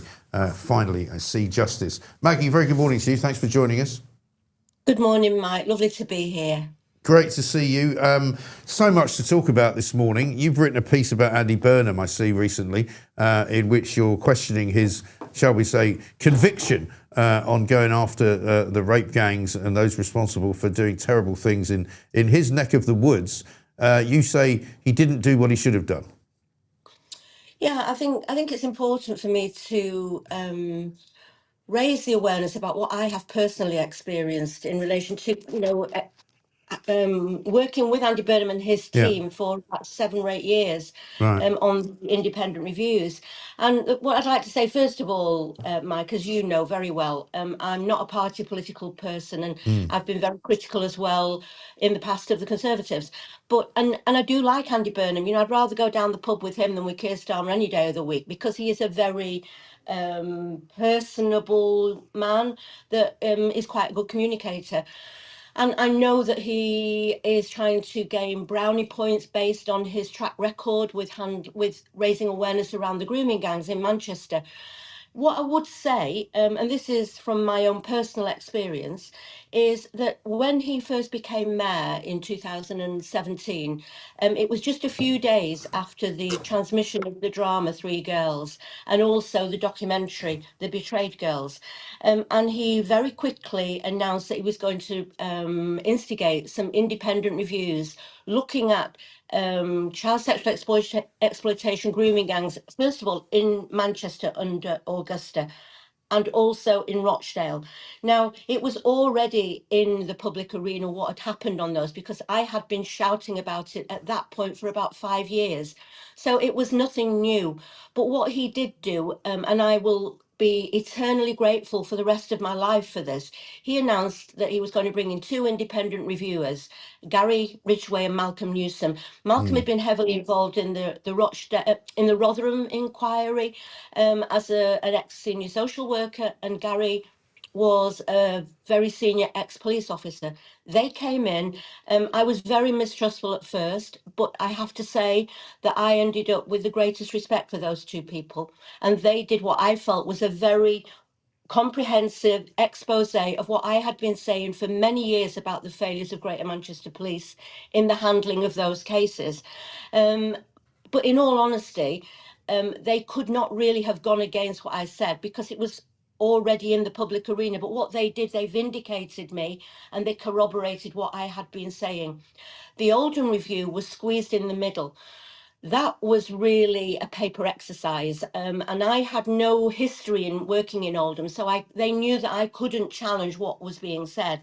So I think it was very safe for Andy Burnham to, pull back when it looked at Oldham, and that's what he did. But my main criticism and my observations today, Mike, are that when it came to part 4, which was the assurance review, what happened was there was a real pushback from GMP and from Andy Burnham's team that they would not allow victims and survivors to be interviewed or to contribute to that assurance review. That was meant to look at whether things had changed recently. So Gary and Malcolm resigned in disgust eventually after about a year of fighting, and HMIC were brought in. Not a single victim or survivor was spoken to in relation to that assurance review, which to me meant that the public had no assurances that things had changed. And what it's left me feeling is that, or knowing, that whilst there was a real willingness to look at the past, as ICSA did, and say things in the past were shocking, what happened when it came to scrutinising what's going on today is that there was a complete lack of courage and conviction and determination to uncover that some of the things that still need changing within GMP today. Now, there has been some progress, but as Police and Crime Commissioner, Mike, I feel that Andy Burnham should have exhibited a lot more courage. I think he should have stood his ground. He should have supported the independent review team who knew GMP and social services by that time, inside out. And unfortunately, that did not happen. And that's the basis on which I'm saying that, I think this is more about him personally than what is in the best interest of the community. And I fear that if he did become Prime Minister, we would have the same lack of leadership. I think it's a lack of leadership. We need change. at the top levels, and we need change in this country. But I have been left feeling extremely disappointed by the fact that the assurance review in the end led to my resignation and that of Gary and Malcolm, and it was nothing more than a paper exercise. And you know, the duty of candour that Andy talks about such a lot was most certainly not exhibited when it came to the assurance review. I think the last thing I'd say, Mike, is that had he not told the truth in Augusta and Rochdale reviews, there would have been an outcry. But I think it's also interesting and quite amusing, really, that when it came to the press conference for Rochdale, which was in January 2024, he and his team within the Greater Manchester Authority tried to prevent me from attending that press conference because they knew what I would be saying. So, you know, that's kind of where I stand on it, in all honesty, Mike. Yes, no, I don't doubt that, and I know a lot of people giving you support here because they trust you, Maggie, because you've been involved in this from the beginning, and you tell the truth and you say what you know and what you try to get done. And I think the problem for a lot of people about a lot of these politicians, and Andy Burnham has been mayor of Manchester now for a long time, is that, as you say, it's sort of what becomes all about them. And what they can say that they've done, and what they can say that they've contributed to something. When really, I get the sense that there's an awful lot of people in Manchester, notwithstanding the rape gang story, who are not very impressed with what Andy Burnham's done in any event. You know. Yeah, I think there's, I mean, he's well known in Manchester for, you know, standing on a new tram every time that there's a new line opened, or the buses and public transport, those kind of things. He's a very, I don't know, he's a likable guy. He comes across as, you know, an ordinary person that you, as I say, you wouldn't mind going for a drink with. But I have to judge him on what I have seen. And, you know, grooming gangs and rape gangs, abuse of children, it has been a scourge on not only on the country, but in Manchester, and it's consumed 20 years of my life.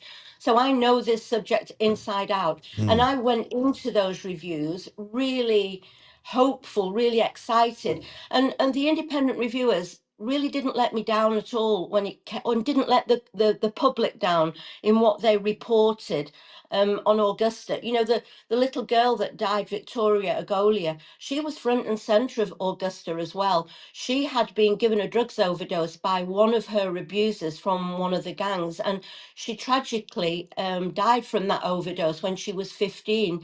Now, she was called Victoria Agolia, and I had already met Victoria's grandma long before the Augusta review was announced, and I still support Joan Agolia today. Now, at the press conference for Augusta, there was a huge amount made about by Andy about, you know, getting justice for Victoria, rerunning the inquest, which was nothing but a cover-up. And we are now 7 years down the road after that press conference, and Joan is still waiting for that inquest to be held. It's been kicked down the road again and again, and I'm sad to say that I just believe it's because they want her to die. I met Andy in a lift a couple of years ago and said, what on earth is going on with this inquest? And he said, well, you know, we're waiting for it. He said, but don't worry, you know, Joan's got wraparound care. We're all looking after her. I said, no, you're not. Nobody's been anywhere near. And a few weeks later, his team rang me and said, Maggie, have you got Joan's phone number and her address, because we want to go and see her? Well, if you've got wraparound care for somebody, you don't need to ring me for a phone number and her address. So there's always this smoke and mirrors. And yeah, it's very easy to talk the talk. What we need in our country is action. We need change. We need integrity and commitment. And, you know, this seems to me that it's destabilizing the country even more than we already are, Mike. And, you know, I stay out of the politics of it, but I'm a person who has got a lot of experience in this area, and I also live in this country. So it's frightening. You know, it's frightening for what I think about the future and about the rights of victims and survivors, and how the criminal justice system is on its knees. And I think that Andy had a really great opportunity to continue the good work he started, but at the final hurdle, I think he lost his bottle. I think that's what happened. I mean, if he does leave the job as Mayor of Manchester, a lot of people have asked me if you, I know you are not a political person, you're not interested in party politics, but I mean, even if you say, for example, didn't wish to run to be Mayor of Manchester, you must be able to make a great contribution to whoever does become the new mayor. And you should be appointed, in my view anyway, you should be appointed to a position where you could use your expertise and actually do get justice for these young girls. I mean, thank you for that. And, you know, it's hugely, to know that people trust me is hugely important to me. And I have always tried to work with anybody who would speak to me, and you know, listen to what survivors are telling me every day. You know, when Conservatives were in my, you know, I met Rishi Sunak, I met Suella Braverman, I spoke to Priti Patel, and you know, I've spoken to Chris Phipps. They do say the right things on the phone, or in the meetings, but they go away and nothing changes. Interestingly, nobody within the Labour Party, even though we were in the thick of a new national inquiry last year, even lifted the phone to me. I was in a room with Jess Phillips for about 2 hours with a group of victims that we'd taken to meet her in London. She never, I mean, she was very rude to the victims, but she never even said hello to me, goodbye, or well, I won't say that on the radio, but you know, she didn't even acknowledge me, and I'm not bothered. You know, I'm a big girl. I've got broad shoulders, and I really, as long as I'm doing what I believe to be right and telling the truth, I'm not doing this to make friends. I'm doing it because I see victims and survivors every single day in my charity, in the work that we do on a daily basis.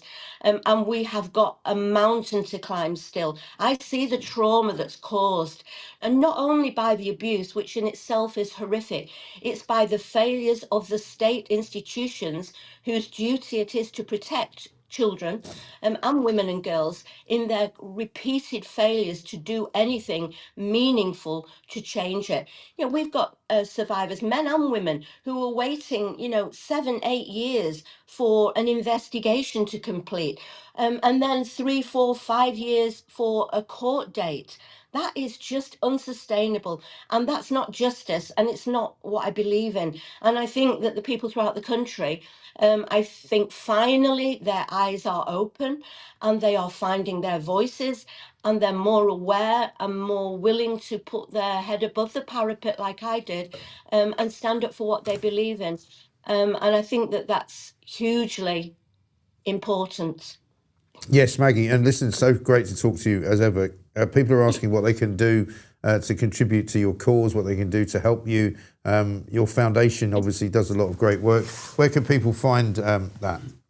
If for the foundation, the Maggie Oliver Foundation.com website, and as you know, Mike, because you've had me on talking about it, my charity is leading a judicial review against this government for their non-implementation of the 20 recommendations of ICSA. And actually, and it's a very final point, I know you've got to go, but what I see happened in Manchester with the assurance reviews was very, very similar to what happened in ICSA when it came to looking at the grooming gangs. They were very willing to say there have been massive failures in the past, but they wouldn't allow victims and survivors from today to contribute or to give their voices, to share what they were experiencing. And that's exactly what happened in Manchester. And it really has been huge missed opportunities. And that's why we're now going into yet another statutory national inquiry. But will we see a willingness to act, to open up the truth? For me, the jury's still out on that. Again, I hope for the best, but unfortunately I expect the worst. And you know, I met Anne Longfield in January. We took over 24 victims to meet her in February.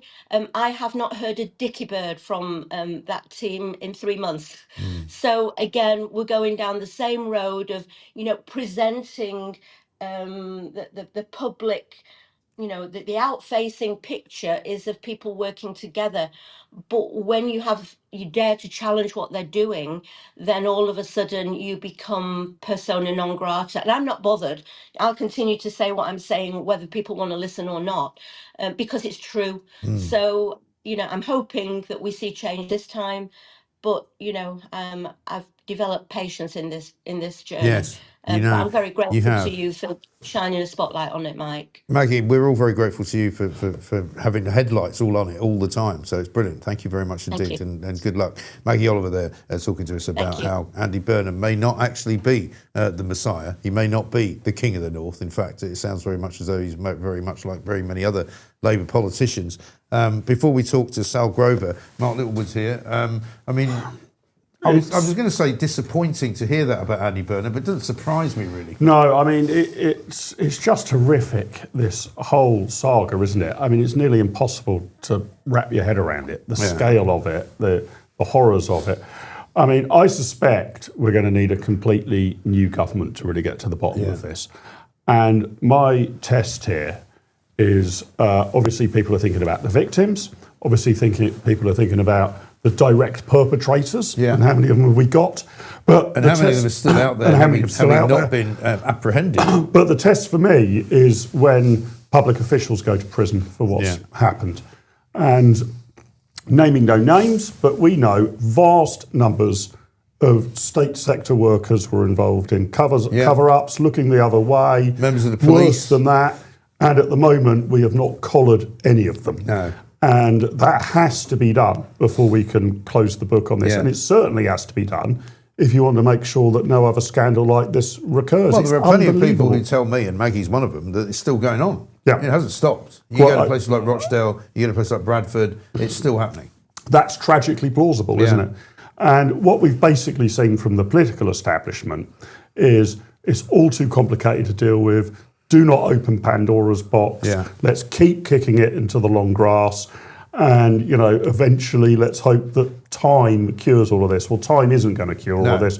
The truth is what cures it. And the more people like Maggie Oliver can throw sunlight on this, the better. That's the only way we're going to get justice and to ensure there isn't a full-blown repetition. And this, as you say, could well still be going on.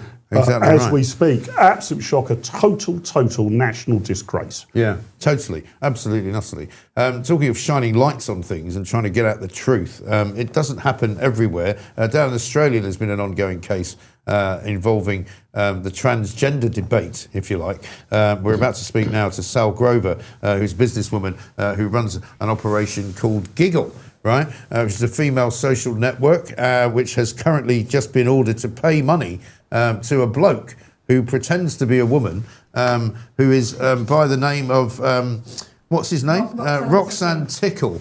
Very good morning to you, Sal. I don't know what time it is where you are, but welcome to the Mike Graham Show. Thank you so much for having me. I don't know what time. I think it's 5:30 p.m. here. It's been a long day. Yeah, I bet it has. Before we ask you about the detail of the story, let me just play a little clip from Roxanne Tickle. This was him, and I'm going to call him him. I don't know whether I get fined by the Australian legal system for that. Have a look at this.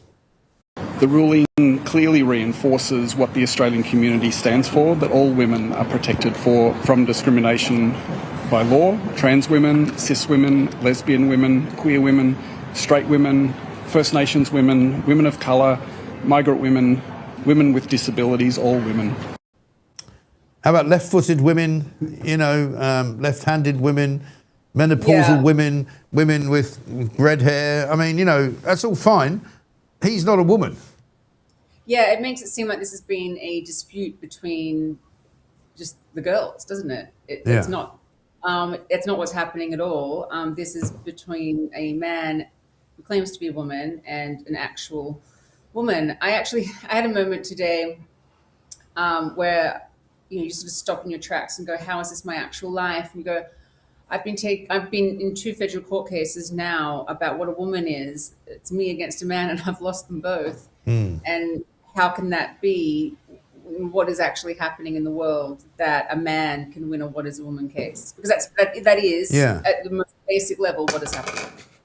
Thank you, Charlotte. Sorry, should we just drop something there? I mean, The point about what's just happened seems to me to you basically banned this guy from your social network on the grounds that he wasn't a woman, which seems to be a fair enough position to adopt. The courts twice now, I think, have ruled against you, as you say, and then in the most recent case, they've asked you to pay damages to him.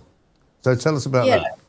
So basically, I created this social networking app exclusively for women. It was for where women could connect and talk and find roommates. We had a lesbian dating element to it as well.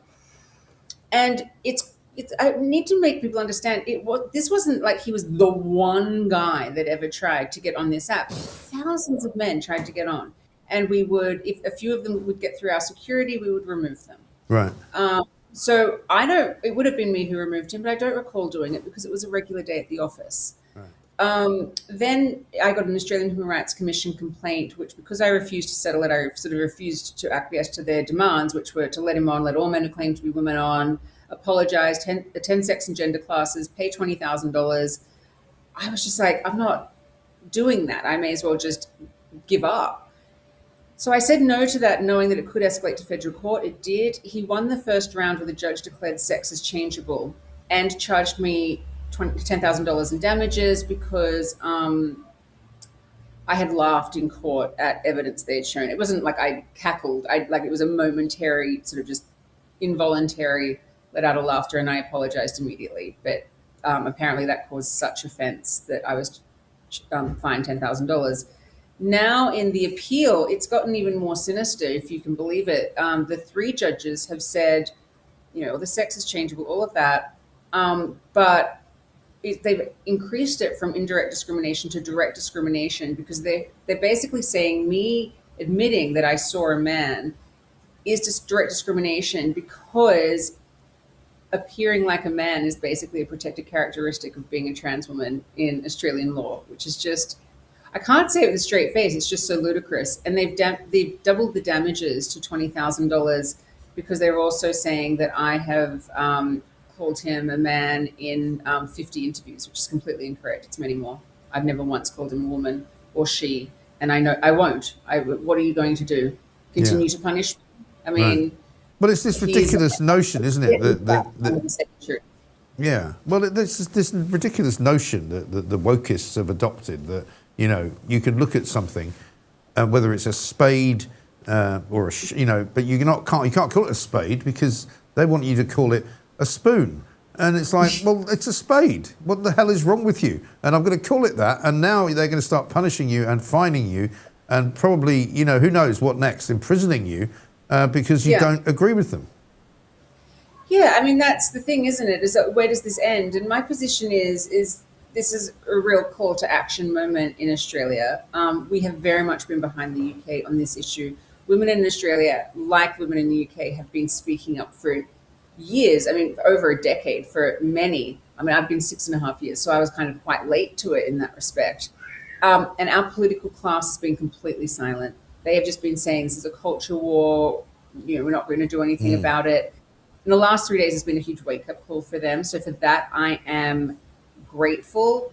But, while we've been fighting tooth and nail to bring attention to this and to get our rights back, the political class has just dismissed it as a culture war. And it's like, aside from the fact that it just isn't, it's that the Australian Human Rights Commission and the federal court aren't treating it as a culture war.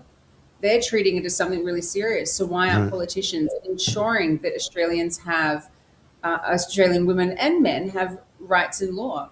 This all happened under the Julia Gillard government, our first and only female prime minister, who incidentally is speaking in the UK on the 25th of May about how difficult it is and much misogyny there is in being a woman in politics. So good luck to her.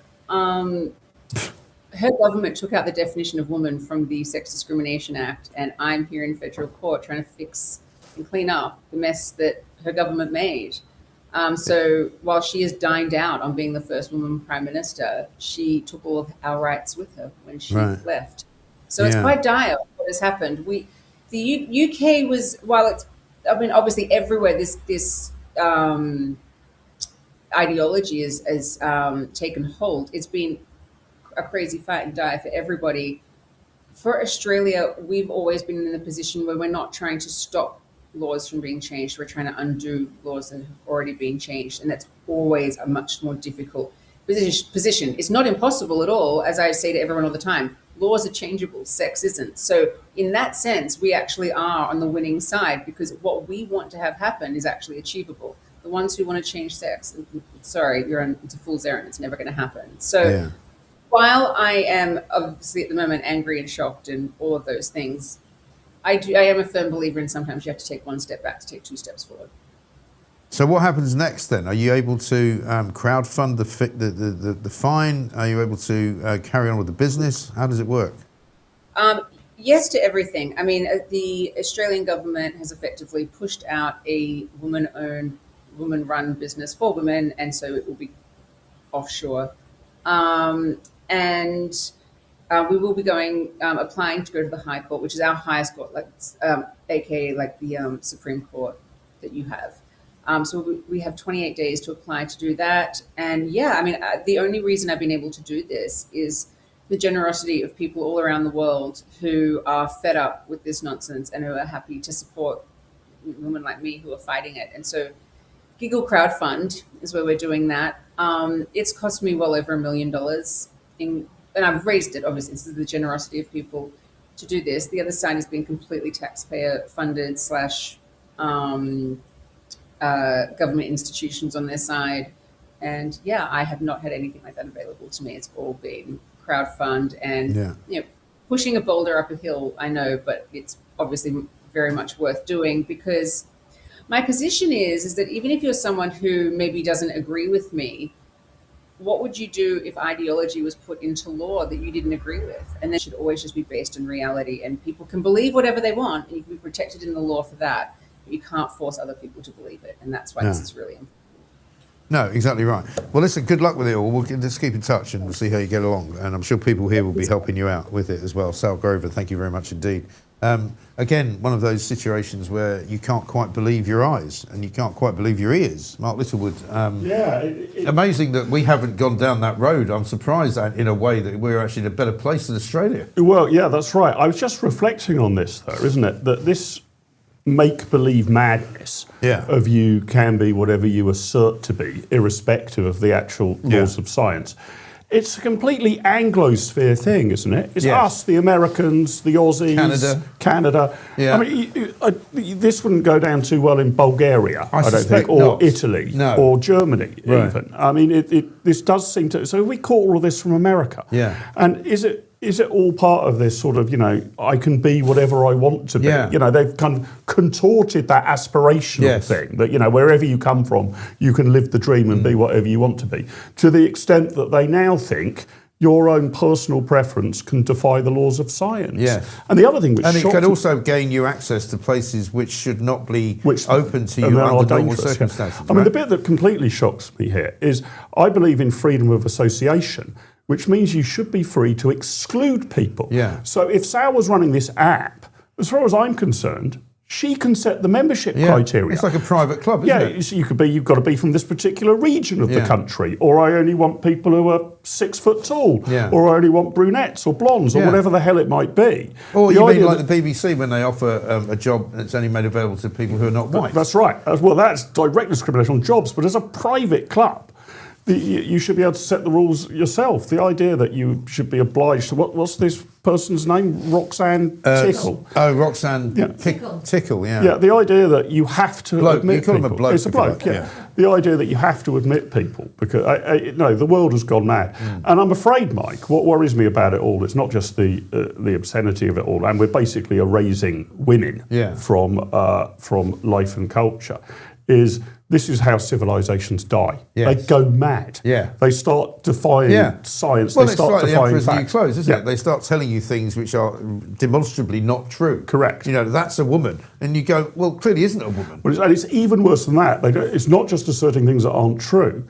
It's then viciously persecuting people who blow the whistle and call the truth. Yeah. Right? So it's a real tough job for people like your previous guest here, because actually pointing out the truth is almost considered a crime. You've got to go up against the whole state. So I think in the Emperor New Clothes story, when the boy calls it out, actually everybody agrees with it. But at the moment, we're having is that the boy calls it out, he gets executed. He gets executed, that's the problem. Calling out the truth is a dangerous thing to do in present public debate. I know. And, you know, that's tragically where we are. I mean, God almighty, I didn't realise things were even crazier in Australia than they are over here. Well, I got a real shock, and I think all of us did during COVID when Australia became this incredibly. Because you kind of, I'm not. I've never been to Australia. I know lots of Australians. I know lots of people who've been there and lived there.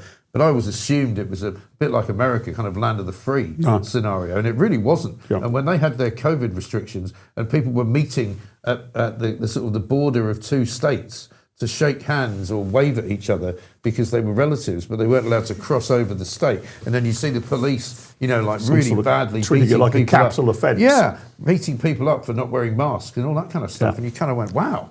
Australia is not the land of the free. No, but I'm a bit worried that none of the Anglosphere is anymore, Mike. There's a huge fight back to get back to where we considered ourselves to be the standard bearers of freedom for the rest of the world to admire. Now we're the standard bearer of nonsense for the rest of the world to ignore. I know. It really is quite shocking. Quite shocking. And as we saw at the weekend, Keir Starmer banning loads of people, some of whom were elected members of the European Parliament, from coming here because he doesn't agree with them. And you sort of go, crikey. Anyway, we've got it all the wrong way round. It is all the wrong way round. Now, there's been a bit of a toing and froing about the poll today, Charlotte. So I've got this. Can we do a poll? Was that a date or not? Says Corn Pop. I don't know what that means. So we got the poll. Here it is. Here's the poll. Because of what happened last Friday, we decided not to have a poll this morning. Then you all said you wanted to have a poll. So here's the poll on when should we have a poll. Today seems to be winning, 63%. Tomorrow, 18%. Next Monday, 6%. Never, 12%. Quite a substantial number. Don't ever want to have another poll. So there's your poll for today. At the moment, 63% of you think we should have it.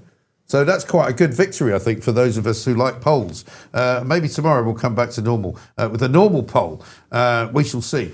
Lots more to come, including, of course, Ann Widdecombe coming next. But do we need to do a bit of news first? Andrew Bridgen next.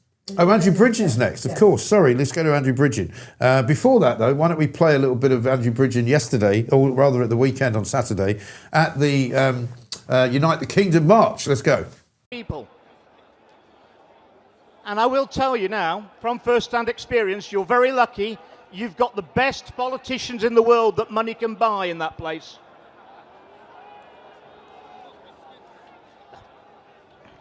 And war is when the government orders you to fight its enemies. A revolution is when you understand that the government and those who control the government are the enemies. And what we need now is a peaceful revolution. And the only man I know currently, I think, who can lead... Andrew Bridgen there at the, what was called by Keir Starmer, the collection of criminals, right-wing racists and ne'er-do-wells who seem to have rather a nice day out. Andrew, very good morning to you. Welcome to the Mike Graham Show. Yeah, well, I did tweet last night that I'd spent all day on Saturday searching around for these aggressive racists at the Unite the Kingdom rally, but I couldn't find any. I found a lot of very nice people. Yeah. And that's why that's the fifth event that I've been to, and I've spoken at 4. And of course, I didn't speak in last September's event because I was one of the last 5 speakers, Mike, on the list. And because Elon Musk spoke for so long, we'd actually overrun the license by a few minutes. And what the crowd didn't know is we finished before everyone had spoken because the Metropolitan Police had formed 2 baton lines behind the stage and were about to charge us. No, really? Yeah, that's 100% what happened. Wow. That's why 5 or 6 speakers didn't speak because it wasn't worth it having being baton charged, and the crowd couldn't see any of that. They were all behind the stage, ready to come in. Yeah. I mean, did you notice the police acting slightly differently this time in terms of the way that... I mean, I've heard... We had Anna McGovern on earlier, who was filming on Saturday, who said that there was one incident where there was a police officer sort of, dancing with a British flag on his back. and sort of laughing at a dog that had a flag as well.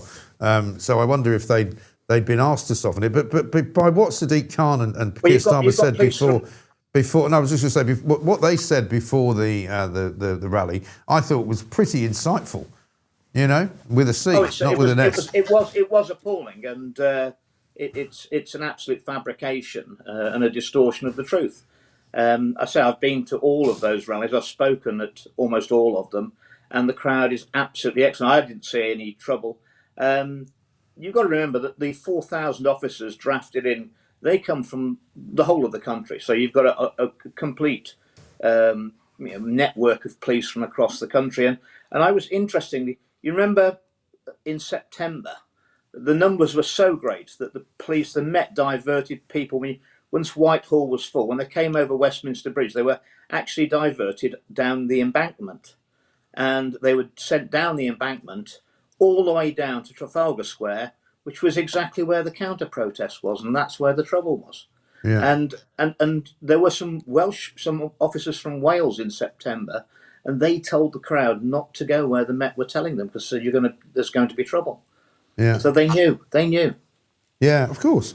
And I mean, one of the things that you could have done if you'd been looking for hate marches was to walk across to the Palestinian march, the pro-Palestinian march, where they were offering to, or at least encouraging people to shoot Tommy Robinson in the neck, just like Charlie Kirk. Now, yeah. I don't know what the police's view would be on that on a given day, but you would think that they might regard that as hate speech. You would think they might regard that as something worth arresting people for. Oh, it's certainly threatening. I've always, as far as trouble's concerned, I've always believed that if someone's looking for trouble, if you're looking for a fight, you can get one wherever you want, wherever you are. But there just weren't those people at that march of the hundreds of thousands of people who took part. It's absolutely amazing crowd, and it was very interesting this time, Mike. There were no Reform UK banners. Uh-huh. Yeah, a lot of people were talking about Restore Britain and Rupert Lowe, weren't they? Yes, yes. I think he is the answer. But he wasn't there either, though, was he? No, it was his 40th wedding anniversary, and he told me I can't come because it's my 40th wedding anniversary. You can't miss that, really. We're lucky to have got that far. He said, and I'd like to have a 41st. Yeah, I mean, I think we can all sympathise with that particular situation. But as far as the march is concerned, I mean, somebody said to me at the weekend, the trouble with this movement is that they have the march, people come, they have a great time, but because it's not party political particularly, it doesn't then get taken anywhere, really. And I mean, do you have a view on what more could be done after the event, if you like? Well, Tommy made it clear, and I pushed people in my speech, that we're in the last chance saloon politically, and it's 5 minutes to closing time. Yeah. So people have got to get engaged in politics.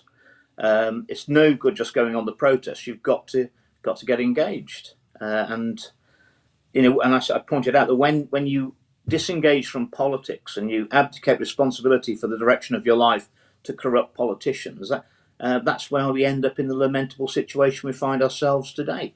And the people have got to take back control, and they've got to actually get out on the streets and start campaigning. And I know that people are disillusioned with politics. I mean, at the last general election, 40% of the population have already given up and didn't vote at all. But they've got to re-engage. Yeah. And I think Restore Britain is, if you look at what happened in Great Yarmouth, and I go over there for 3 days to help, I think they got the highest turnout in the local elections, a higher turnout probably than the general election.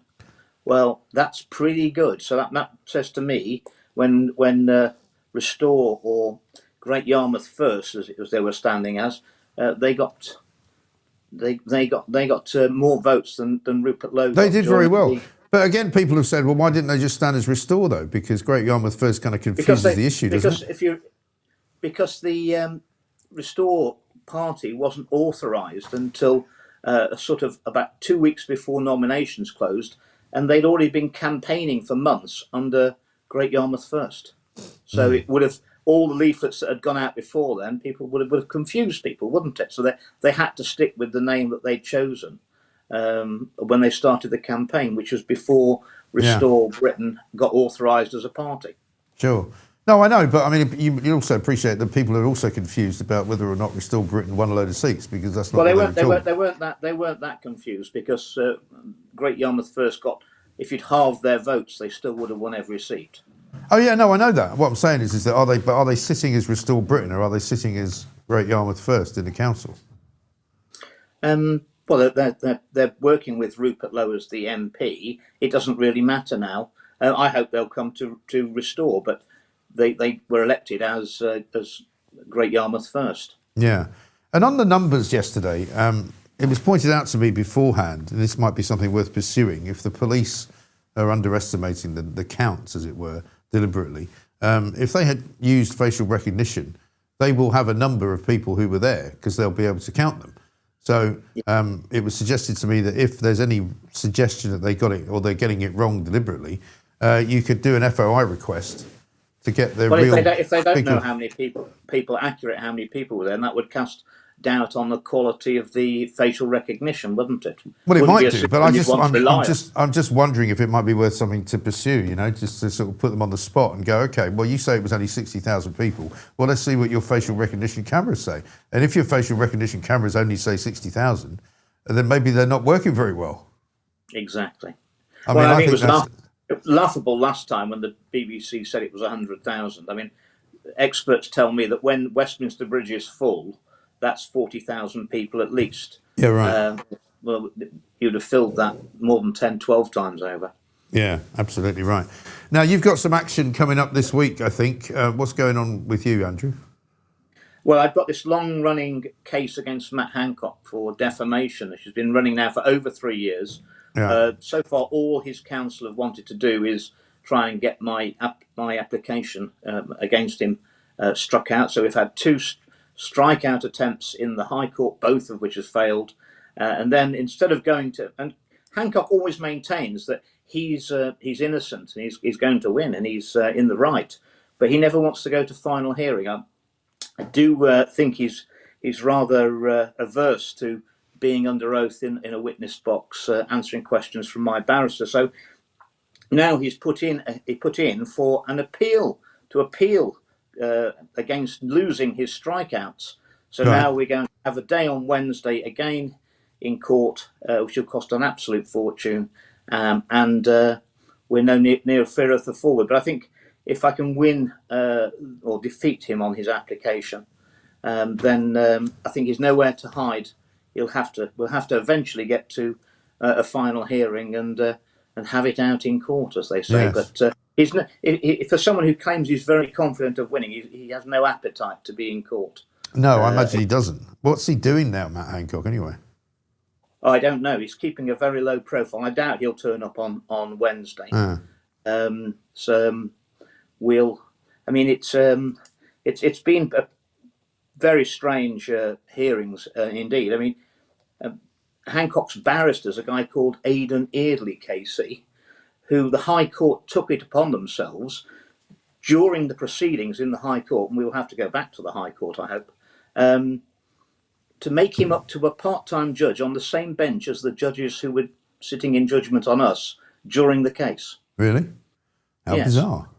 How bizarre. And he's also the barrister that, coming back in a full circle, that the Attorney General has used twice to put Tommy Robinson in prison. Same barrister. Yeah, interesting. Yeah, so when you start connecting the dots, it all starts to look a bit weird, doesn't it? It does, but I mean, you're becoming, or you'd have to become a coincidence theorist. Yes, I know. There's a lot of coincidences going on out there. There's an awful lot of coincidences out there, Mike, you know that. I do, absolutely right. Well, listen, good luck, Andrew. We'll keep tabs on it for you, and we'll speak to you soon, I'm sure. Andrew Bridgen there coming up with some very interesting statements on the whole business of the legal situation in this country. There's no question that there's something very rotten with the old Bar Council, with the state of play when it comes to the law in this country. Absolutely no doubt at all. Are we going to speak to Ann Widdecombe in a minute? She's already here. Now, before we do that, I just want to show this video because this is quite a remarkable thing. I don't know what is going on in the world, but apparently there have been chaotic scenes, right? And this is apropos of nothing at all, particularly. Chaotic scenes up and down the country at shopping centres, Manchester, Birmingham, London, but also all over the world, apparently, because people want to buy a new watch, which is being put out by Swatch. I mean, I remember Swatch watches from years and years ago. They were sort of slightly trendy, but apparently now there's a limited edition watch, which is called a Royal Pop timepiece, 335 quid, apparently is what it's selling for. Many thousands of people camping out overnight to buy the pocket watches, which is made in collaboration with the luxury watchmaker Audemars Piguet. It went on sale on Saturday, and they're being resold on eBay already for 5,000 quid. But people were literally going nuts for this, right? Have a look at this.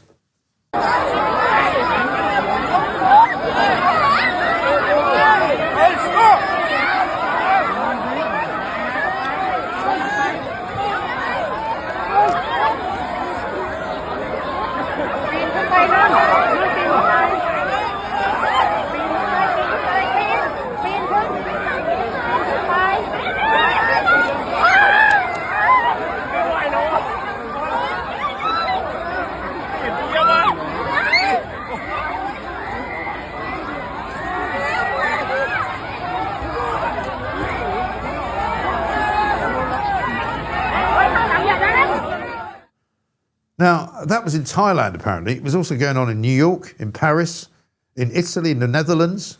All over the world, people are doing that, practically risking being crushed to death. It makes you wonder what's going on in the world, doesn't it? It makes you wonder if we are, in fact, at the end of days, and people are going so mad and insane because they want to buy a watch. Pretty illustrative of where the problems lie in this country. Let's talk to Ann Widdecombe. Should we get the old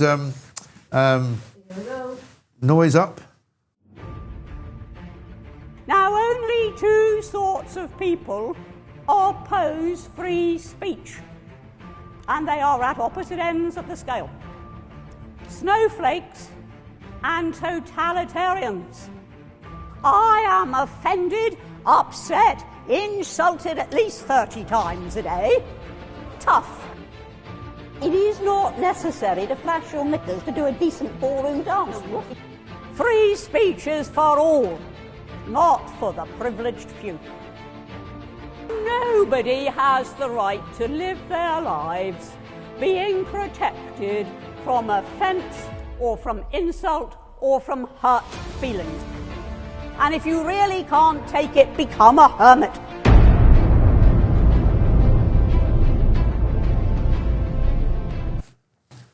I must say, a very good morning to you, Anne. Good morning to you. I must say, having watched those maniacal people queuing up and pushing and shoving each other to buy a watch, I think becoming a hermit's looking like quite a good option at this moment in time. Well, I think it must be. I mean, I couldn't believe the scenes I saw. Can't think what that's about. But anyway, there we are. I mean, it is very... I mean, we live in very strange times, don't we? I mean, we've got a sort of a populace who in some ways are getting a bit more politicised and becoming a little bit more aware of what's going on around them, in this country anyway, as we saw at the weekend. But at the same time, massively kind of consumer crazed and consumer driven. You know, they want the latest thing, whether they can afford it or not. They want to queue up all night for it.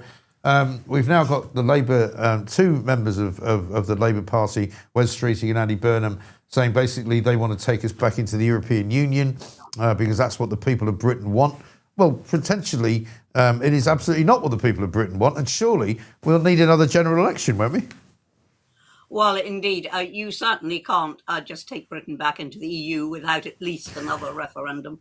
Yeah. And I think people would only have to look at the costs and the conditions that would be involved in a formal rejoining to reject it. But what is much more insidious is the way that they're going about it, the way the PM is going about it, which is not to rejoin formally, but simply to start accepting all their rules again and doing it effectively by stealth, but without, of course, the privileges that come with membership, such as having any sort of say. We never had a big say, don't fool yourself about that, but any sort of say at all.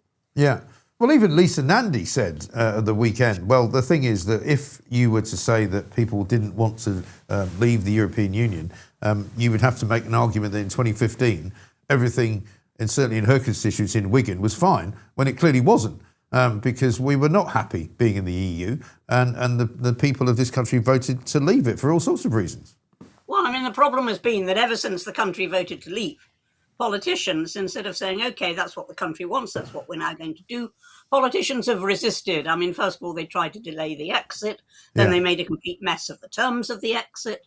And apart from trade deals, which governments have gone for, apart from that, no advantage has been taken of our leaving the EU. And that is the point that the people of Makerfield are not stupid. They will know that if there have been difficulties as a result of leaving the EU, it is because we haven't done it properly and we haven't taken full advantage.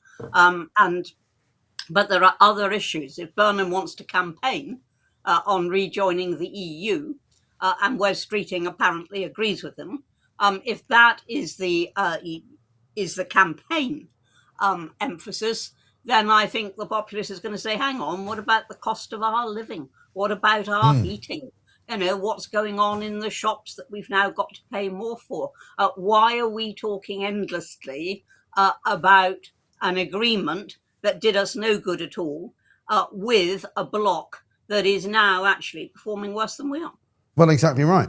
And in fact, Andy Burnham's already walking away from what he said at the start of whatever his campaign was, when his campaign began. We're not quite sure when it began. But I mean, it's a very weird leadership race, this, isn't it? Because there is actually no leadership race at the moment. Wes Streeting has declared that he wants to be in it, if indeed it happens. Andy Burnham has said he wants to be in it, if it happens.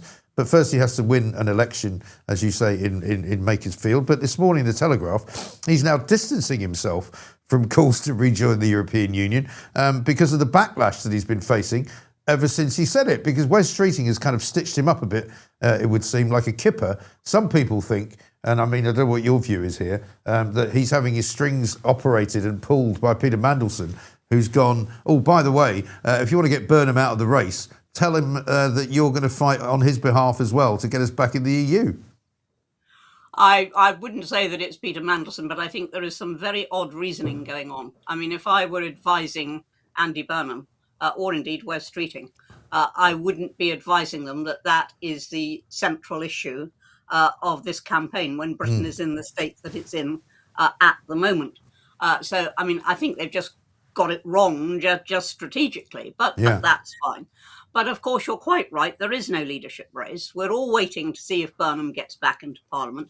If he doesn't, we are exactly where we are now. And if he does, then we still have got the whole question of, is the PM going to resign? Or does there have to be, those processes in Labour? This is going to go on for months, and the country's in a state. Right. Well, we learned last week that nothing's actually being done. No government departments are doing really anything of any note. People who, generally speaking, work with, cross-party cooperation are saying, oh, I was due to have a meeting with, some parliamentary undersecretary, but they've resigned. And so that's all kind of gone by the wayside and we have to start again. Meanwhile, we're told that Keir Starmer's got Morgan McSweeney advising him again, even though he kicked him out as Chief of Staff. It's all over the place. Michael Gove's written a piece in the Mail today, I don't know if you've seen it, where he basically says, whoever leads Labour will try to take us back into the EU, but thinking that's the solution to our problems is a bit like believing Dunkin' Donuts will help you lose weight. Well, exactly. It's an amusing analogy, but it's very apt. Yeah. I mean, going back into the situation which was causing problems in the first place is clearly not the answer. But I was saying before, in answer to your previous question, the country is in a complete mess, and we are going to be effectively leaderless. I mean, we've got a former PM, but we're going to be effectively leaderless in this country until we actually get the Labour psychodrama resolved. Yes. And that is going to take a very long time. The outcome is by no means certain. And, and at the moment we're having a by-election because the candidate that apparently the Parliamentary Labour Party wants, that candidate is simply ineligible to stand. And then, of course, there'll have to be a mayoral election. So right. And this is in the middle. This is in the middle of a cost of living crisis, two wars going on, and it just beggars belief, coming hard on what happened with the Tories in the last 5 years when we had as many PMs in as many years. Coming right on top of that, it isn't a wonder that people are now looking for something different. I know. And this is the party that said they were going to do away with sleaze, they were going to do away with cronyism, they were going to do away with the lack of transparency in government. They were ready to hit the ground running in every single government department that they were going to start. I mean, it's been an unmitigated disaster. In fact, disaster doesn't really cover it. You know, Starmer's been sitting in Chequers all weekend, apparently, wondering why everybody's turned on him. Well, they've turned on him because he's bloody useless. That's why, haven't they? Well, that is completely true, but it's also true that we'll now be in a situation of paralysis in government for some time, because this is always what happens when a prime minister's position is in doubt, and therefore, you know, the cabinet can change with a change of prime minister. Civil servants are always very reluctant, and it's not some big plot on the part of the blob, it's just sheer practicality. They're very reluctant to start things which they think they may have to reverse. And so a paralysis results because nobody's got authority anywhere. There is no authority because we don't know who the Prime Minister is going to be in 3 or 4 months' time. No, so nobody will sign off on anything, basically. I mean, it seems to me there's a choice for Starmer between leaving before the election, thereby, again, scuppering Andy Burnham's chances of winning to get him out, as it were, or waiting until to see whether Burnham wins the by-election and then leaving. So, I mean, either way, it seems to me we could be looking at trying to get a new Prime Minister in June, couldn't we? Well, I don't think that's going to be a very likely possibility. I mean, the by-election is scheduled for the 18th of June. And now Starmer could, yes, if he wanted to play silly games, he could decide to resign before the 18th of June, when Andy Burnham can't possibly challenge. I dare say under those circumstances, he'd be reaffirmed while they waited for Andy Burnham to come back.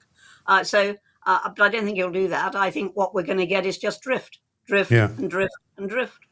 Yeah, I mean, part of me wishes, though, in a way, Anne, that maybe paralysis is better than action, because what they have done has been so unmitigatingly awful that maybe doing nothing is an improvement. Well, we've had nothing effectively for a while because a lot of what they've done has gone wrong. There's been a huge amount of internal disagreement. I mean, Keir Starmer has tried to be effective on the world stage because he knows he's completely ineffective at home. And that is the word that characterises this government, with a vast majority that previous governments would envy, with a vast majority, they're ineffective. Yeah, they really are. Absolutely incredible. Anne should have been Prime Minister. She's fabulous. There was a little note there from somebody. Thank you for that. I didn't catch your name. Just one final little story for you, just away from the political madness, although it's still madness.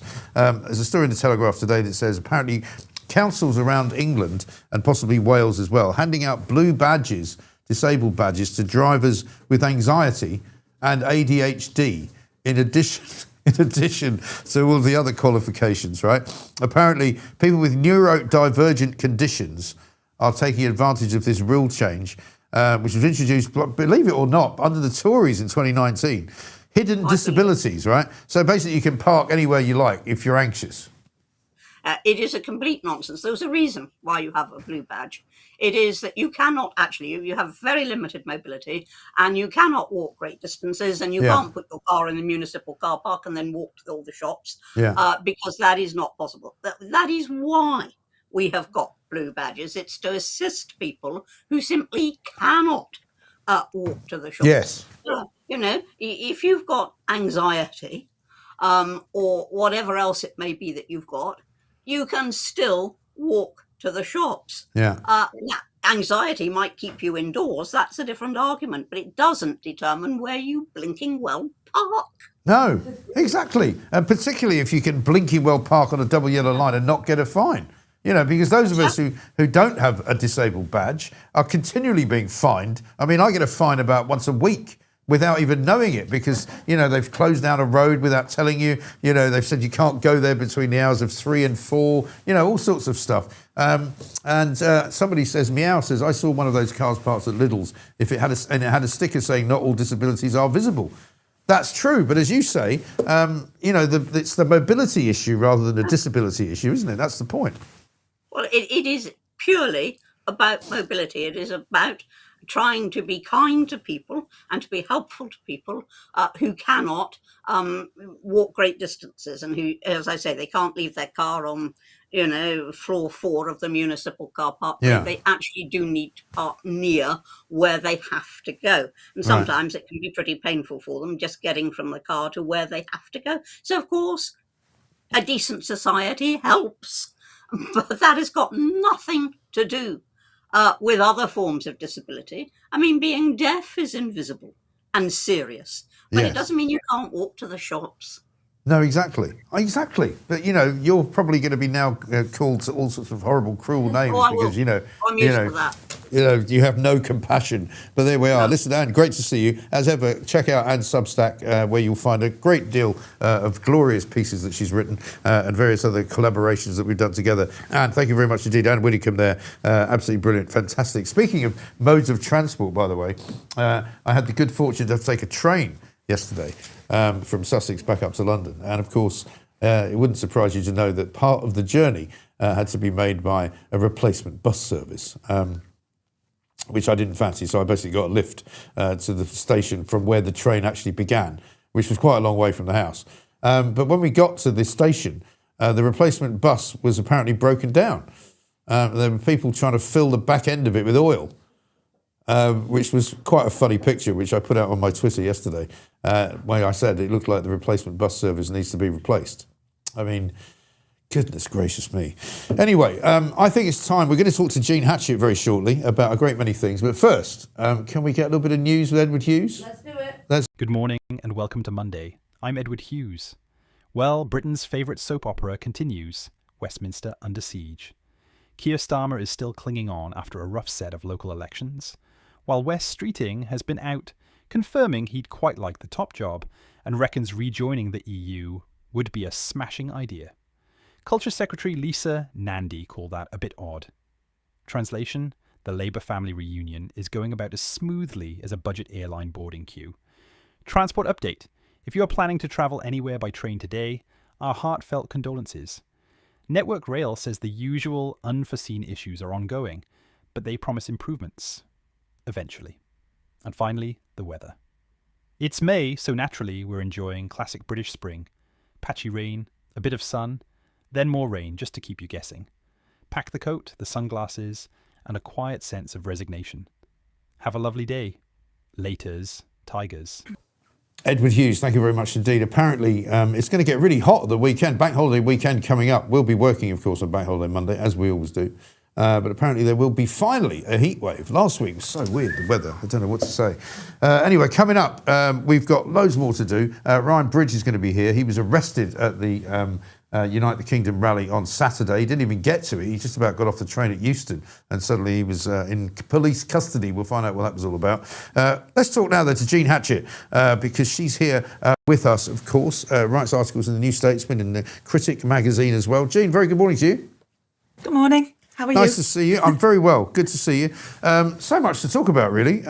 We had the hideous nature of that ghastly Nakba Palestinian march, which seems to be the only march at the weekend that was full of people who hated other people. We had Keir Starmer, of course, attacking the other march.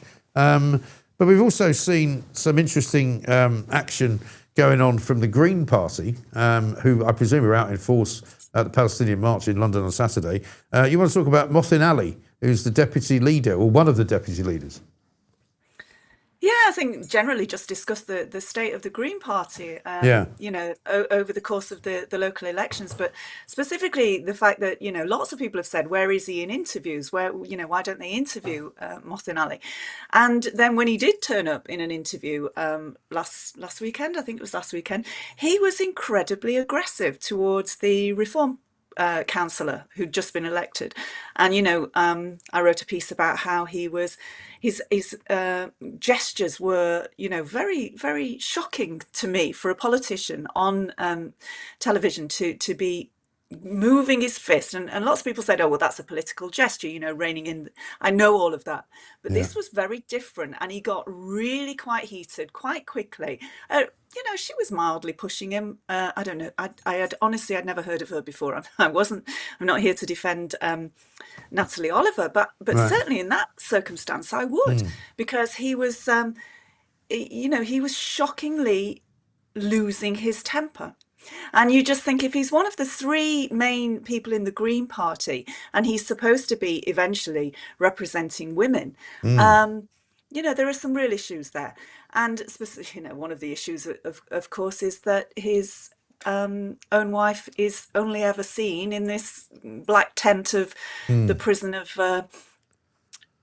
repression that I think Islam represents for women a lot of the time. I think that is an extreme version of Islamic belief, and Mohsen Ali himself has said, well, it's a choice the woman can make, not within a really prescriptive religion and prescriptive about female behaviour, female dress, the rights that women have under that religion. If you're talking about an extremist part of that religion, then no, that's not a choice. And I would be a very poor feminist if I did not step up and say those kind of things, and that if I didn't defend women from the worst extremes of that religion. So, I am worried that this is one of the people that is leading the Green Party.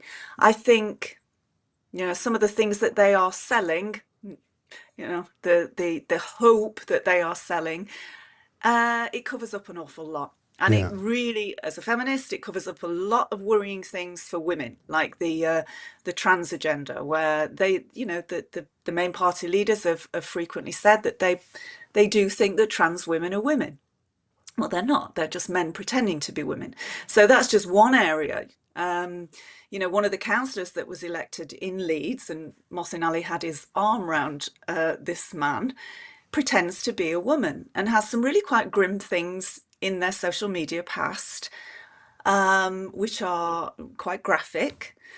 But this is the kind of thing that is embedded underneath the rivers and the trees and the bees and the flowers and all the things that people traditionally thought that the Green Party cared for. I think there are some sinister things lying beneath that, not least anti-Semitic councillors that have been elected, and candidates certainly. We need to really keep exposing the Greens for what they are. They keep exposing themselves, of course. Well, I think that's what they do, isn't it? Because at the end of the day, it's a very disingenuous organisation, really, because there can't be any kind of form of agreement on some of the issues that they say they believe in. Zach Polanski's view and Hannah, the fake plumber's view of transgenderism, for example, surely cannot be shared by the kind of radical Islamists who have decided that they want to stand for the Green Party because it's the same colour as a Hamas, headband, which I kind of think they should all wear, so we can see what the real Green Party is. It's all about Hamas. It's not about, saving the environment. And we found out last week that not only is Zach Polanski not using his real name, not only is he a bit of a fraud because he claimed to have been working for the Red Cross when he wasn't. We then found out that he claimed to be working for the Department of Trade when he didn't. And then we found out that he didn't even vote in the local elections, even though he said that he did. So there's a whole series of kind of, issues, it seems to me, that people are going to look at. And I think they didn't do as well in the local elections as they were expecting to, partly because of what was exposed about Zach Polanski. I think people think he's a bit of a fraud. Well, I've called him a snake oil salesman in many times and within an article, because I really think he is. And the lack of credibility. It doesn't matter what you think about the other parties, the lack of credibility of the Greens. I mean, it's just, come and join us, we're really popular, we'll sell you hope. It's school disco politics. It is. You can't run a country on Dance With Me, which is what, let's all dance. No, what are your policies? What are you going to do? How are you going to fund this stuff? What's lying beneath your policies? And, beneath the rivers and the trees, as you've said, is really a lot of from the river to the sea politics. And I think you've got a lot of voters who have in the past voted Green as a mild alternative to Labour, and they just did not know what they were voting for. Yeah. And I think by the time of the next election, that'll have changed around quite dramatically. Well, I know people, for example, in Scotland who had that problem. Back in the days when the SNP had to have a shared sort of coalition government with the Green Party, Patrick Harvey. A lot of people voted Green because they thought, oh, they're quite nice and friendly and cuddly, and we want them to be part of, making the environment nice and clean in Scotland and all that. And then when it explains to them, well, one, they stand for separatism and they stand for independence for Scotland, and two, they stand for, the trans brigade, which ended up losing Nicola Sturgeon her job because she kept putting men in women's prisons, And people were like, oh, we didn't know that. Because they don't sell you that. And I mean, we've seen, I think, at the hustings, and we saw in some of the results that were announced, you got Green Party candidates winning and then giving a speech in a foreign language, in Urdu, to say this is what we've achieved. And you just think that's not what people were voting for, surely. No. Well, a Green councillor got in here, and we already had a Green councillor, and I saw him on the street before the election and said, you've got a lunatic at the helm. You do nice things, you get little benches, and I live in quite an affluent area, middle class area. And he said, yes, thank you, that's really nice. I said, I know, but what I'm saying is, you are selling something on the doorstep. You're backing a lunatic. Zach Polanski's a lunatic. Yeah. And he said to me, we had been causing problems on the doorstep for exposing the Jew hunts. He said, I'm not a Jew hunter. I said, well, that's not my issue. I'm not on those doorsteps. People who support the Green Party are. And, if you've got to face that on the doorsteps, that's your issue, not mine. Yeah. So, the anti-Semitism in the party, I think, will be exposed more and more when you've got candidates who were calling for Zionists. And I consider myself, I'm not afraid of that term. I do think Israel has a right to exist as a state. So I would be called a Zionist. And this candidate was advocating putting them in a farm shredder, an industrial machinery, feet first. Right. When people begin to see this, I would hope that, that they will be exposed for the frauds and, the repugnant politics that I think they are covering in this veneer of hope. I mean, what is that? How do you sell hope? I'm quite hopeful. I hope I have a nice day. I hope you do. Yeah. But it's not politics. No, it really isn't. And it's not the answer to anything either. No. And hope is what kills you as well, if you're a football fan, as everybody knows. But listen, Gene, great to see you. Thank you very much indeed. Gene Hatchet there. I'll just read that one out before I go. There you go. Ahmed Yaqub, the Muslim Greens are openly separating themselves from the Greens now. They can't fake it. They cannot stand the Green agenda. Yeah, I think that's bound to happen. Gene, good to see you. Thank you very much indeed. I think inevitably the Greens will split as a party, because you can't have two different groups supporting two completely different things. Like the social cohesion of the Green Party will disappear as more and more of the kind of the trans brigade and the trans lobby tries to sort of infiltrate the rather conservative side of the Islamist branch of it, because they don't like trans, they don't like gays, they throw them off buildings, in Islamic countries. It's illegal to be gay in most countries in the Middle East, apart from, guess where? Israel. All right? How ironic is that the Greens are the only party that don't recognise Israel as a country, and yet half of the people that they champion are gay, and that's the only place they could actually live. Extraordinary stuff. Hey? Couple of super chats, yes indeed. Charlotte's in the chair. So Keir Starmer reminds me of Richard Nixon. David Frost did a great job of dismantling this charlatan, says BGT. It's a good movie, that, Frost Nixon. Can we do a poll? Was that a date or not? I think we did that one.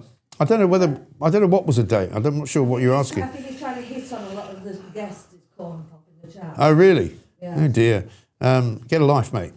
Simon's sent us a super chat. Thank you very much indeed for that. Lots of you are very excited about the poll that we've got. We could do an update on the poll in a minute. Who needs Pooch when we have Charlotte? P.S. only kidding, but Charlotte is doing a great job, says Jojo. Well, of course she is.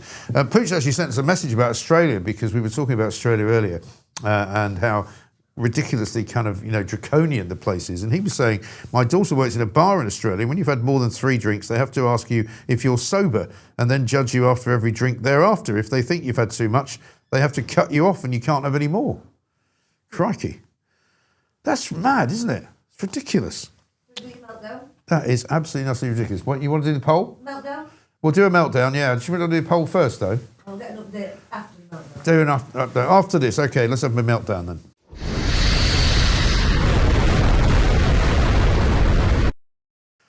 We've still got to talk to Ryan Bridge, by the way, who's coming up soon, and Siobhan White, who was also at the March rally for Unite the Kingdom at the weekend. Let's talk, though, about the European Union, shall we? Because in the last few days, we've had Wes Streeting and Andy Burnham talk about the European Union. Shall we have a look at what Wes Streeting had to say? But at the core are 3 big, important choices we have to make as a country that can help us regain our sense of progress. First, leaving the European Union was a catastrophic mistake.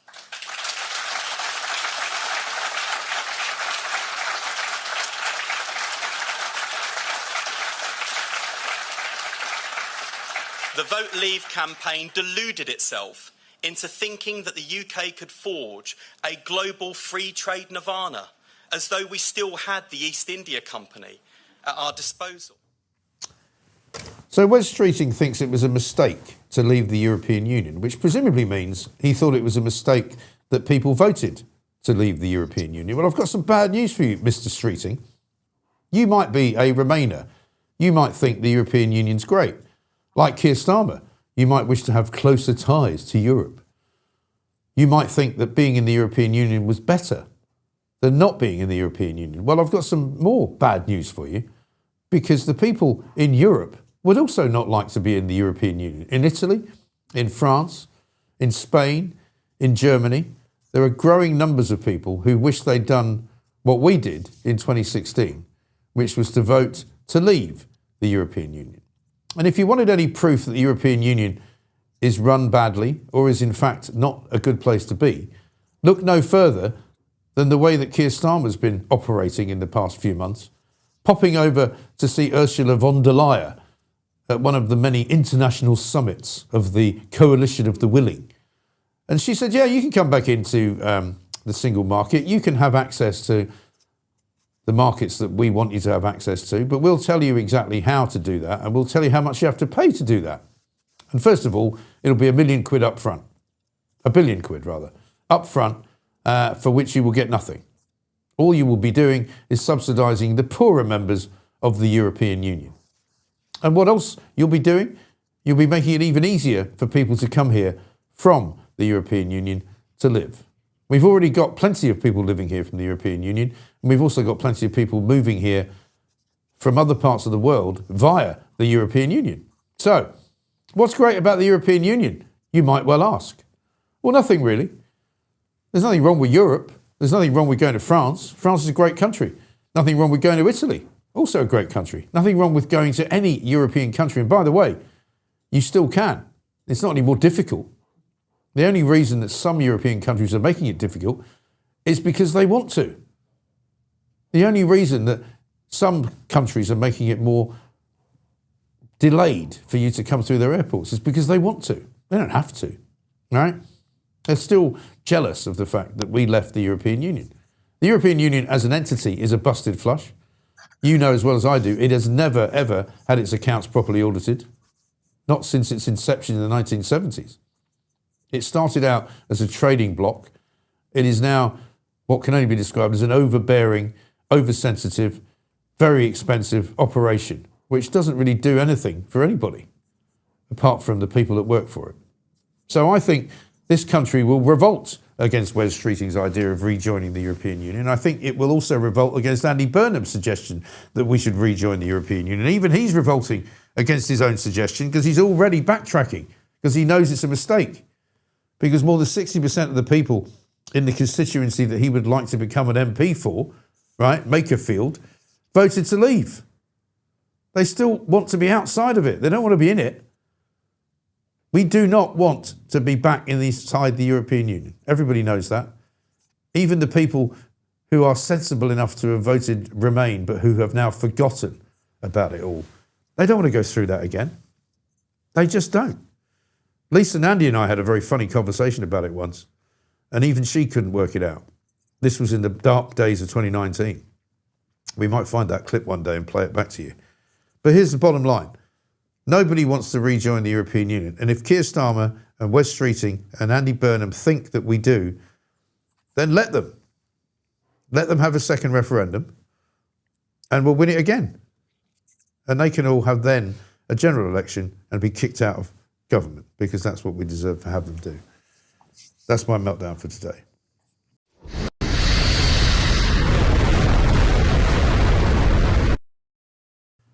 Coming up to 9:33, so many of you getting in touch. We were going to do a poll update as well, weren't we?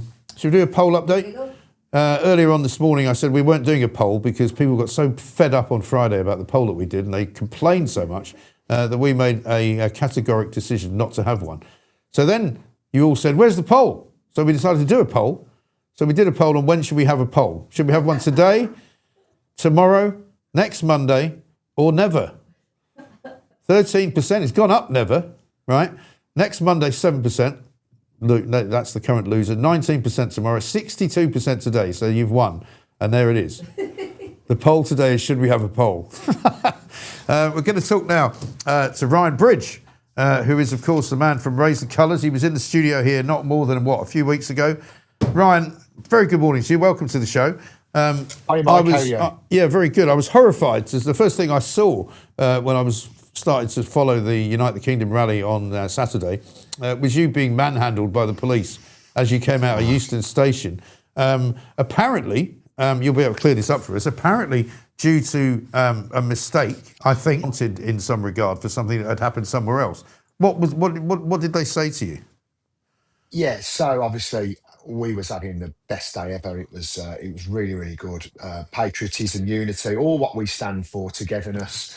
And it was absolutely brilliant. And it was a shame because there's been an incident in the vehicle, the cherry picker vehicle. And obviously I wasn't there. I was nothing to do with it. I live stream everything so that I can't get caught up in these problems. Yeah. And we put out there that the police obviously know where my offices are. They know where my home is. Obviously, our government issued a warrant for me not to go to France, didn't they? So they know exactly where I live. Right. When they used our police force as messenger boys for the French government for another crime that I haven't committed, but I'm banned from there. And it seems that anybody with free speech, I mean, I've not been arrested and charged with anything. I got arrested. I was locked up till 11 o'clock on the night and released on bail pending further investigation. The police officer that arrested me, CID from Birmingham, drove all the way down, and I said, I can't believe you haven't come and got me last night, night before this incident happened. Why would you choose to do it outside a station in front of the world's media? And is it that you want to silence me? And is it that you don't want me to come to the Unite the Kingdom rally because of our momentum at Raise the Colours? So it was quite upsetting. And like you say, I haven't been charged with anything. And clearly isn't me from the footage. I don't know how much I can really talk about it, but it clearly isn't me from the footage. And the police even said, the CID officer said, I haven't signed up to the police force to do jobs like this. We'll get you out of here. And I said, thank you so much. They frog marched me and put me through London on blue lights, driving in really erratically, and put me in an old Victorian cell at Islington for 11 hours. And it was just horrendous. It was horrendous. So, I mean, it sounds to me like a political move, doesn't it? It sounds like somebody 100%. in the government has ordered this to happen to kind of, in other words, like either teach you a lesson or make your life difficult so that you'll go, do you know what, it's not worth it. And I think that's Correct. despicable. Yeah. I think it's despicable. I think you've hit the nail on the head, Mike. They have done this now. I mean, for me to be not arrested and charged with anything, I mean, let's talk about France. I'm banned from the whole of France. What did I do in France? I exposed the truth. I exposed the truth and I highlighted that this can be stopped and that this is an orchestrated invasion. Then I'm banned from the Pens Lane protest where Sudanese, why we protest there on a Friday, peacefully, legally and lawfully. I'm banned from going there. I'm banned from King's Standing, where the square where we erected all the flags on the King's Standing square. I'm not allowed to go there. I'm now not allowed to go to the Sturchley area of Birmingham. I'm banned from Oxford. I mean, look what happened in Oxford when that lady, that's ultra far left lady, done a static protest and literally got under our cherry picker van and lay there. And for me trying to get her out, I'm arrested for that and banned from Oxford. I've got another civil matter with Oxford Council saying that I'm erecting flags on lampposts. We're doing the flag movement because we are so upset with what's going on at the borders and what's going on with our government. We are desperate for a pro-British government. Because what's going on now is I seem to be getting silenced, and it seems like I'm getting the treatment that people from the UTK have had over the years. And it seems that we are the biggest, fastest growing movement. And it seems that I am the forefront and I'm the top of the pyramid. And they're thinking that if we can silence me, they might silence the rest. But I will not stop. I will not give in. And I will not be deterred. No. Have you spoken at all to the Free Speech Union as well? Because it seems to me that these banning orders, I don't know who's coming up with them and how they're getting put through legal process, but it seems to me that, you can't just ban somebody from an area without any kind of reference to a crime being committed. I mean, I've seen that on a piece in the Telegraph today, I don't know if you've seen this, Lib Dem-led Shropshire Council, right? You'll like this one, has come up with a new plan. They say that anybody who puts up unauthorised flags will be charged for the cost of removing them, right? So this is the next tactic they're going to bring, right? So the next thing you'll probably get is a big bill, right, for putting flags up. So I don't want to mention his name, but a friend of mine in the Shrewsbury area of Shropshire has literally, he's had to go on holiday this week. He's been getting that much backlash off the left, and they've slapped a £13,000 bill on him. So we're going to help him. We're going to support him. We're going there on the 30th, Saturday the 30th, and we're going to go there and help him. I mean, I'm just going to sort of, I don't want to put my address on there and stuff, but that is the list of restrictions I've got. I mean, one of them even says I cannot be a passenger in a cherry picker vehicle. I mean, I've got an accident management company, so if ever, it's ridiculous. But when it's sort of 11 o'clock at night and you've been in a police cell all night, you'll just say anything because they're like, well, if you're not accepting the bail conditions, you're going back in, and there's a possibility you'll be remanded till Monday.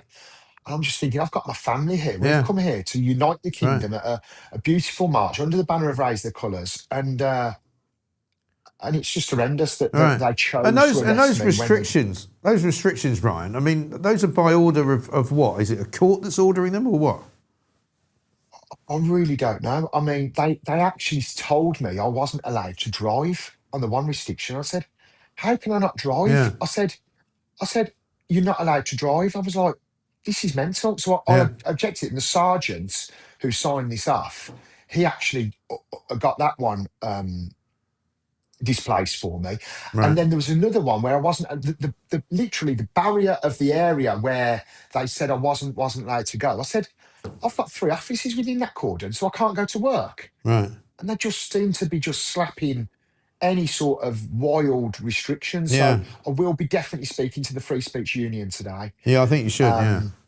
Yeah, and it just feels like they're, the human rights for the likes of a patriot and someone that loves their country and someone that's not happy with the way that they're spending our taxes and giving, billions away. I'm penalised, yet if you break into the country illegally and unlawfully, you sort of get the fruits of our good nature. Yeah. And I just think it's completely wrong. It is totally wrong. I mean, I know that you're probably not in the mood for levity, but on a lighter note, Ryan says, Pete, on a good note, he says, when you get banned from everywhere in the UK, you'll be an illegal. You get a free hotel. Happy days. Happy days. 3 meals a day, I'll be okay. Yeah. But this is the thing. But the other thing to remember as well is the police get a lot wrong, right? I don't know if you saw the story at the weekend. Graham Linehan, who was arrested by 5 armed police officers at Heathrow Airport because of something that he was reported to have said. They've now come out and said they were wrong. They apologised. They should never have done it. So, there's an awful lot that the police do, and particularly politically motivated stuff that they do, which you just get them to. I'm sorry, you can't do that. Mike, they used 2 pieces of evidence against me. I'm not sure I'm meant to talk about the case, but I'm going to, and it is what it is. Well, if you haven't been done charged, anything there's wrong. no case, right? I haven't As far as been I'm charged. concerned. Yeah, I mean, they showed a piece of evidence of one vehicle, and you could clearly see it wasn't me that was entering the vehicle. And then the other piece of evidence was me in my own vehicle. The timestamp was the same time. I said, well, I can't be in 2 places at once. And that's when they're like, we'll get you out of there. So it's a complete farce. And I believe that it's come from the top to silence the movement that raised the colours and the traction and heat that we're making. And we don't want to do anything illegal. I'm a father, I'm a business owner. I've got 3 children. I've got, I'm a normal guy, and I think I'm just trying to speak on behalf of the country, because the country gets branded as, if you've got this guy behind me or the flag that he's got around him there, you're branded as a racist, a fascist, far right, Nazi, and that's not what we are, and that's not what we're about. But look at what Keir Starmer said. When you see what Keir Starmer said on Friday before the march and before the rally about how people going there are convicted criminals and racists and all this, and I mean, I'm sure that he hoped that would annoy enough people that they would kick off, and like when you were being dragged away by about 7 police officers, what they wanted was for them all those people there to start. I mean, in fact, can you play it? Charlotte, while we're talking, can you play the clip while we're talking without putting the sound on? I'll try my best. If you can, sorry to give you. Warning. Yeah. But can you mute the swearing, or maybe not? All right. Well, we'll just pull it then. That's good. And we can see that. But that's how it all happened. Roughing you up, unreasonably. They didn't need to do that. I was worried you were going to lose your sunglasses, mate. Oh no, mate. I mean, my hair was going to come out. My sunglasses. Right. I was ready for the day. I looked the part. I was. You did. But look at this. I mean, what the hell are they thinking? I mean, it's mad, isn't it? Am I resisting there? Does it look like I'm resisting? No. And I mean, it was horrific. It was horrific. And then I got thrown in that van. Yeah. The handcuffs. I mean, I could do the chiropractor if anybody knows one, because I feel like I've been with Mike Tyson this morning. Yeah. Right. And it was devastating for me, because I really looked forward to that, and we all did it, raise the colours, and you can see that there was women there, there was families there, and I'm so proud of the fellow patriots there. Look, that didn't rise to the bait. We know that's why they done it. We all know why they arrested me there and silenced me. I was on a live stream from 8 o'clock in the morning. They know I'd put the details out of our passes and where we was, what train we was getting, what time we was getting to the station. So they knew who I was. If there was a warrant out for my arrest, why didn't they come to my home? Yeah. And it's the Keir Starmer's, what did they say? They got you on facial recognition. We got you on. Yeah. And I'm like, but you know who I am, and you've got my address. It's just a complete farce. And I think it was to G up the crowd, and I think it was to get the numbers up of arrests. Yeah. And they picked their moment and arrested me in connection with something that I'm completely nothing to do with. And their evidence actually got me off the hook, if for once. So I think it's a complete farce. And I think the main priority of what they wanted is to do these bail conditions. So now I can't go to the Pens Lane protest on a Friday night in Birmingham, where I think there's about 365 illegal men in there. I can't go to the King's Standing Square, where there's a variety of flags that are put around there. I'm not allowed to be in a passenger in a cherry picker vehicle, in a vehicle that mounts or is fitted with any cherry picker equipment to prevent further offences. I'm not allowed to go to the Sturchley area of Birmingham, and I'm like, well, I've actually got 3 depots there, so I don't know. Are you stopping from going to work? It was just. Right. Also, there's no ludicrous law. I'm not a lawyer, but I know plenty about the law, and I don't believe that there is any right for the police to stop you from doing something before you commit a crime. Because if they did that, maybe they would like to stop some people coming into the country who might be likely to commit a crime, because they could use that on them. But they don't use that on them because they let them go wherever they want. So it's absolute cobblers, in my view. I agree. I mean, the full force of the law was handed upon myself and people that support Raise the Colours, and I think that they wanted to incite some kind of violence and some kind of riot. I think that for Keir Starmer to say to people, do not come to the UTK march, for people that have got perhaps a different pigment of skin colour, and because that's the route he was going down. He was saying that, people of another ethnic background, to stay out of London because of the far right.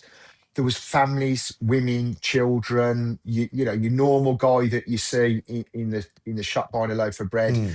This wasn't anything to do with that. And I think that if there was any, far right people there, I think they would have been told, even the start of the march, they said no face masks, no covering. Yet the other side of the road, you've got the ultra far left, Antifa, which is a banned organisation in America, completely masked up, covered up. And it was these people that were, looking like the betrayers of some sort of violence. Yeah. And I just think it's completely wrong for Starmer to say that people like us are hijacking the flag, when I think it's him inciting violence against the flag, and it's him that's stirring up the hatred against our flag. Totally, absolutely right. Just one final thing, Ryan. Raise the Colours donate page is unavailable, says Mark. Is that right? I've just read that. So here's another one for you. So what's been happening?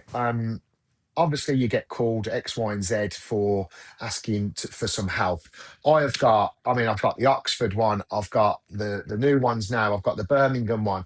And I've had this now this is a red letter where Oxfordshire County Council, do not ignore, they're trying to do this civil action that they're doing on the Shropshire Council. They're trying to do that on me now, to saying that I've interfered with asphyxiating flags on a highway and structures to obstruct Oxfordshire County Council employees. I've never come into confrontation with any of them, yet they're trying to ban some kind of lawsuit on me. So I have got quite a few on. Plus, we're trying to fight the French ban. So I did put a call for help, because obviously the cherry picker's now been impounded, which has got all the flags in that the beautiful public have donated to. So Raise the Colours isn't having a very good week. And then all of a sudden, people said, right, we'll donate to help you. And the ultra far left have intercepted our page and blocked it, saying that they're donating 7.7777 million, and they keep just putting that figure in. It keeps just blocking the donate. So we are in the process, as we speak, of changing it over to a different server and a bigger, higher this, that, and the other. So bear with us, it will be there, and please, if we could just have £1, it would really soften the blow, because I am up to my neck in it at the moment. But I will not stop, I will not prevail. There's people, I think, like your next guest, that didn't have a choice in what Starmer's government brought into the country. So, I have got the choice, and if I can do it for us all, I'll have a go, and that's what I'm going to do. I'm going to go down fighting. Well, listen, Ryan, you're not going to go down. You're not going to go down, because we're going to support you, and so is everybody else who's watching this show. There's a lot of people out there who've got great admiration for what you're doing. So just keep doing it. And when you speak to the Free Speech Union, I think they'll be able to help you out. And so we wish you all the best, man. Thank you. Say hello to everybody there, and I'll be on soon.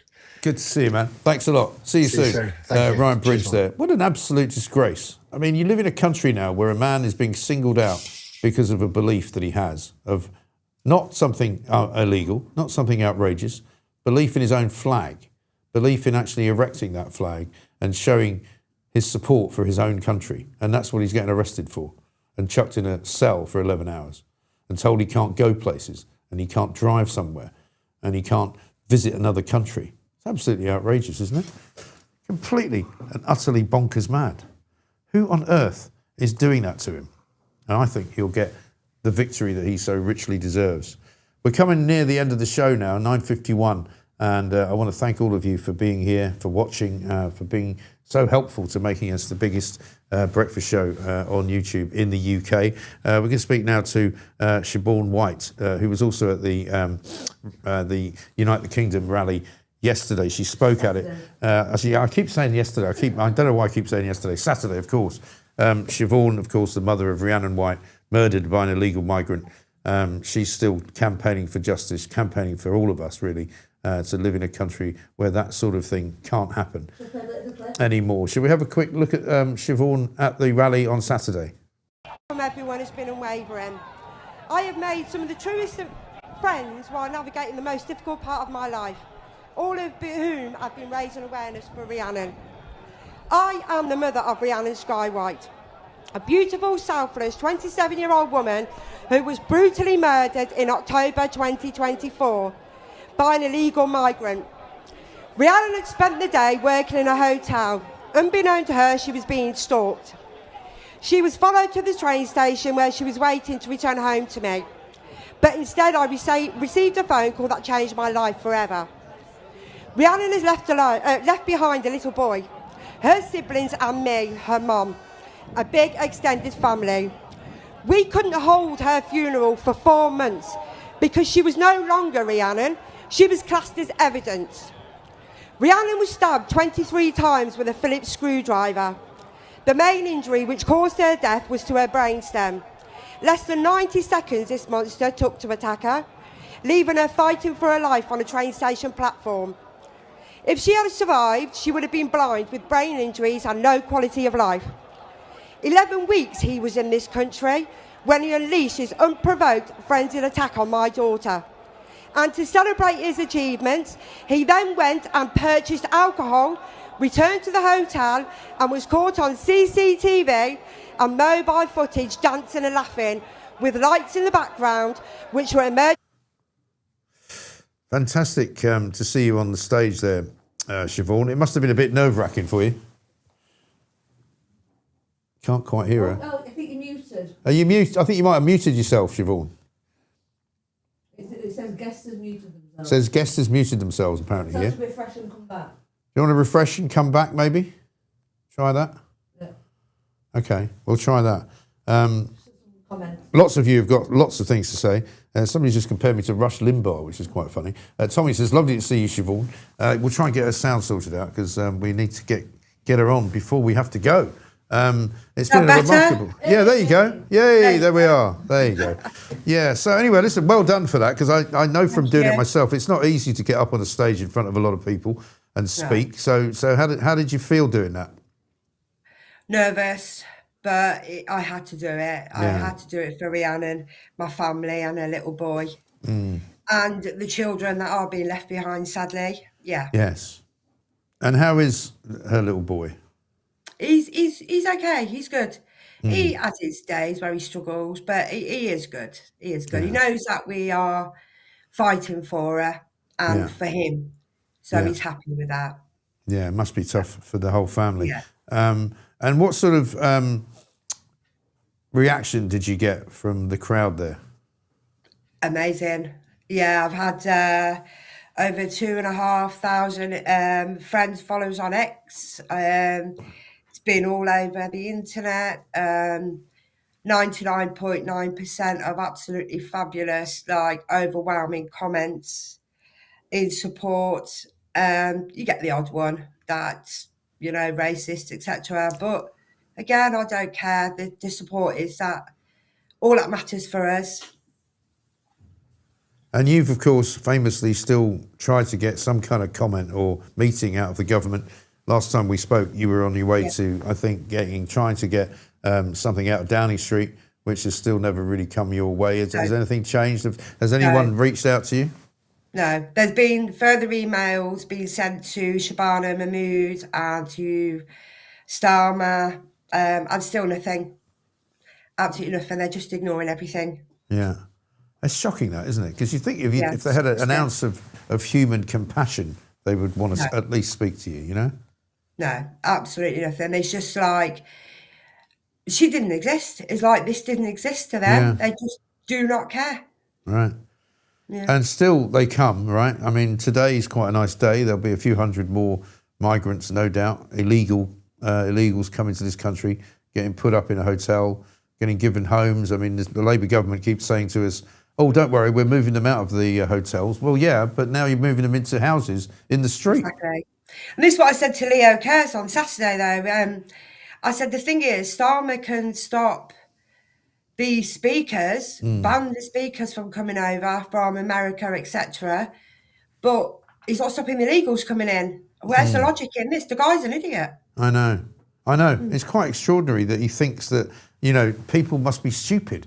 They just tell lies all the time. I mean, just on Sunday, they were talking about reducing waiting time. Wes Streeting, miraculously leaving as Secretary of State for Health, claims that they've reduced waiting times. No, they haven't. They've just taken people's names off a load of lists. Yeah, they've just... Exactly. You talk to anyone who's trying to get a doctor's appointment and they'll tell you whether the waiting list is still there or people who are waiting for an operation. It's absolutely shocking. So what's next for you, Siobhan? What can you do? I mean, you're getting a lot of praise from our listeners and viewers, which you absolutely deserve. We're going to keep fighting. We're going to keep... I know it's going to take a while for Rhiannon's law, but I'm going to keep going for it. We've got a few interviews lined up for Australia tomorrow. Okay. Then we've got a documentary for America in a few weeks. Right. Marilyn Hawes in a couple of weeks. Yeah.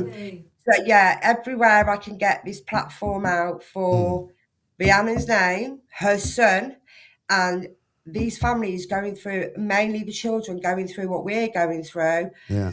I will keep fighting. Yeah.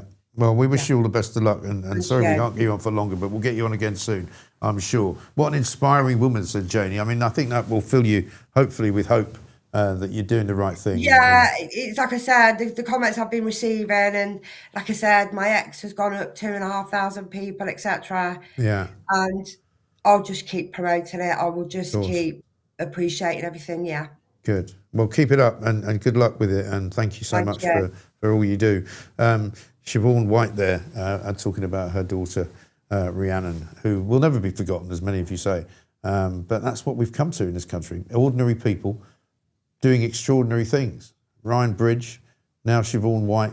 The list goes on, because this government needs to go. We need to get them out. And we will. I promise you. Starmer hasn't got long. I promise you that too. It's been an amazing start to the week. Incredible guest list, by the way, from Charlotte. Thank you very much indeed. Well done, Charlotte. I'm going to clap on my own here because I'm the only one here. But tomorrow we'll have another amazing show for you, I'm sure, which will kick off at 7 a.m. sharp. And, of course, look out for all the clips that we'll put out later on today. Look out for my wind-up that went out on the weekend as well. If you haven't watched them yet, Plonk of the Week and Plank of the Week still available. So lots more to be done. We're going to keep an eye on this poxy government, I'm going to say that word, today and see what's going on. Also, I think today, something to look out for later, there's supposed to be day 6, I think, is it, on the old Manchester trial of those two people who were charged with, accused of beating up the police at Manchester Airport. So we'll keep an eye on that for tomorrow as well. Thank you for watching. Got Pooch's Pooch. Thank you. Oh, you got Pooch's Pooch? Yeah. Oh, blimey. Well, we're at 10 o'clock. Do it. Let's go.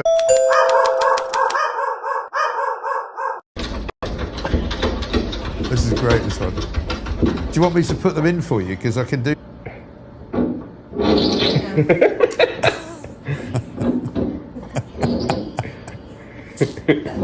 This is so funny. And the other dog's just sitting out there, right?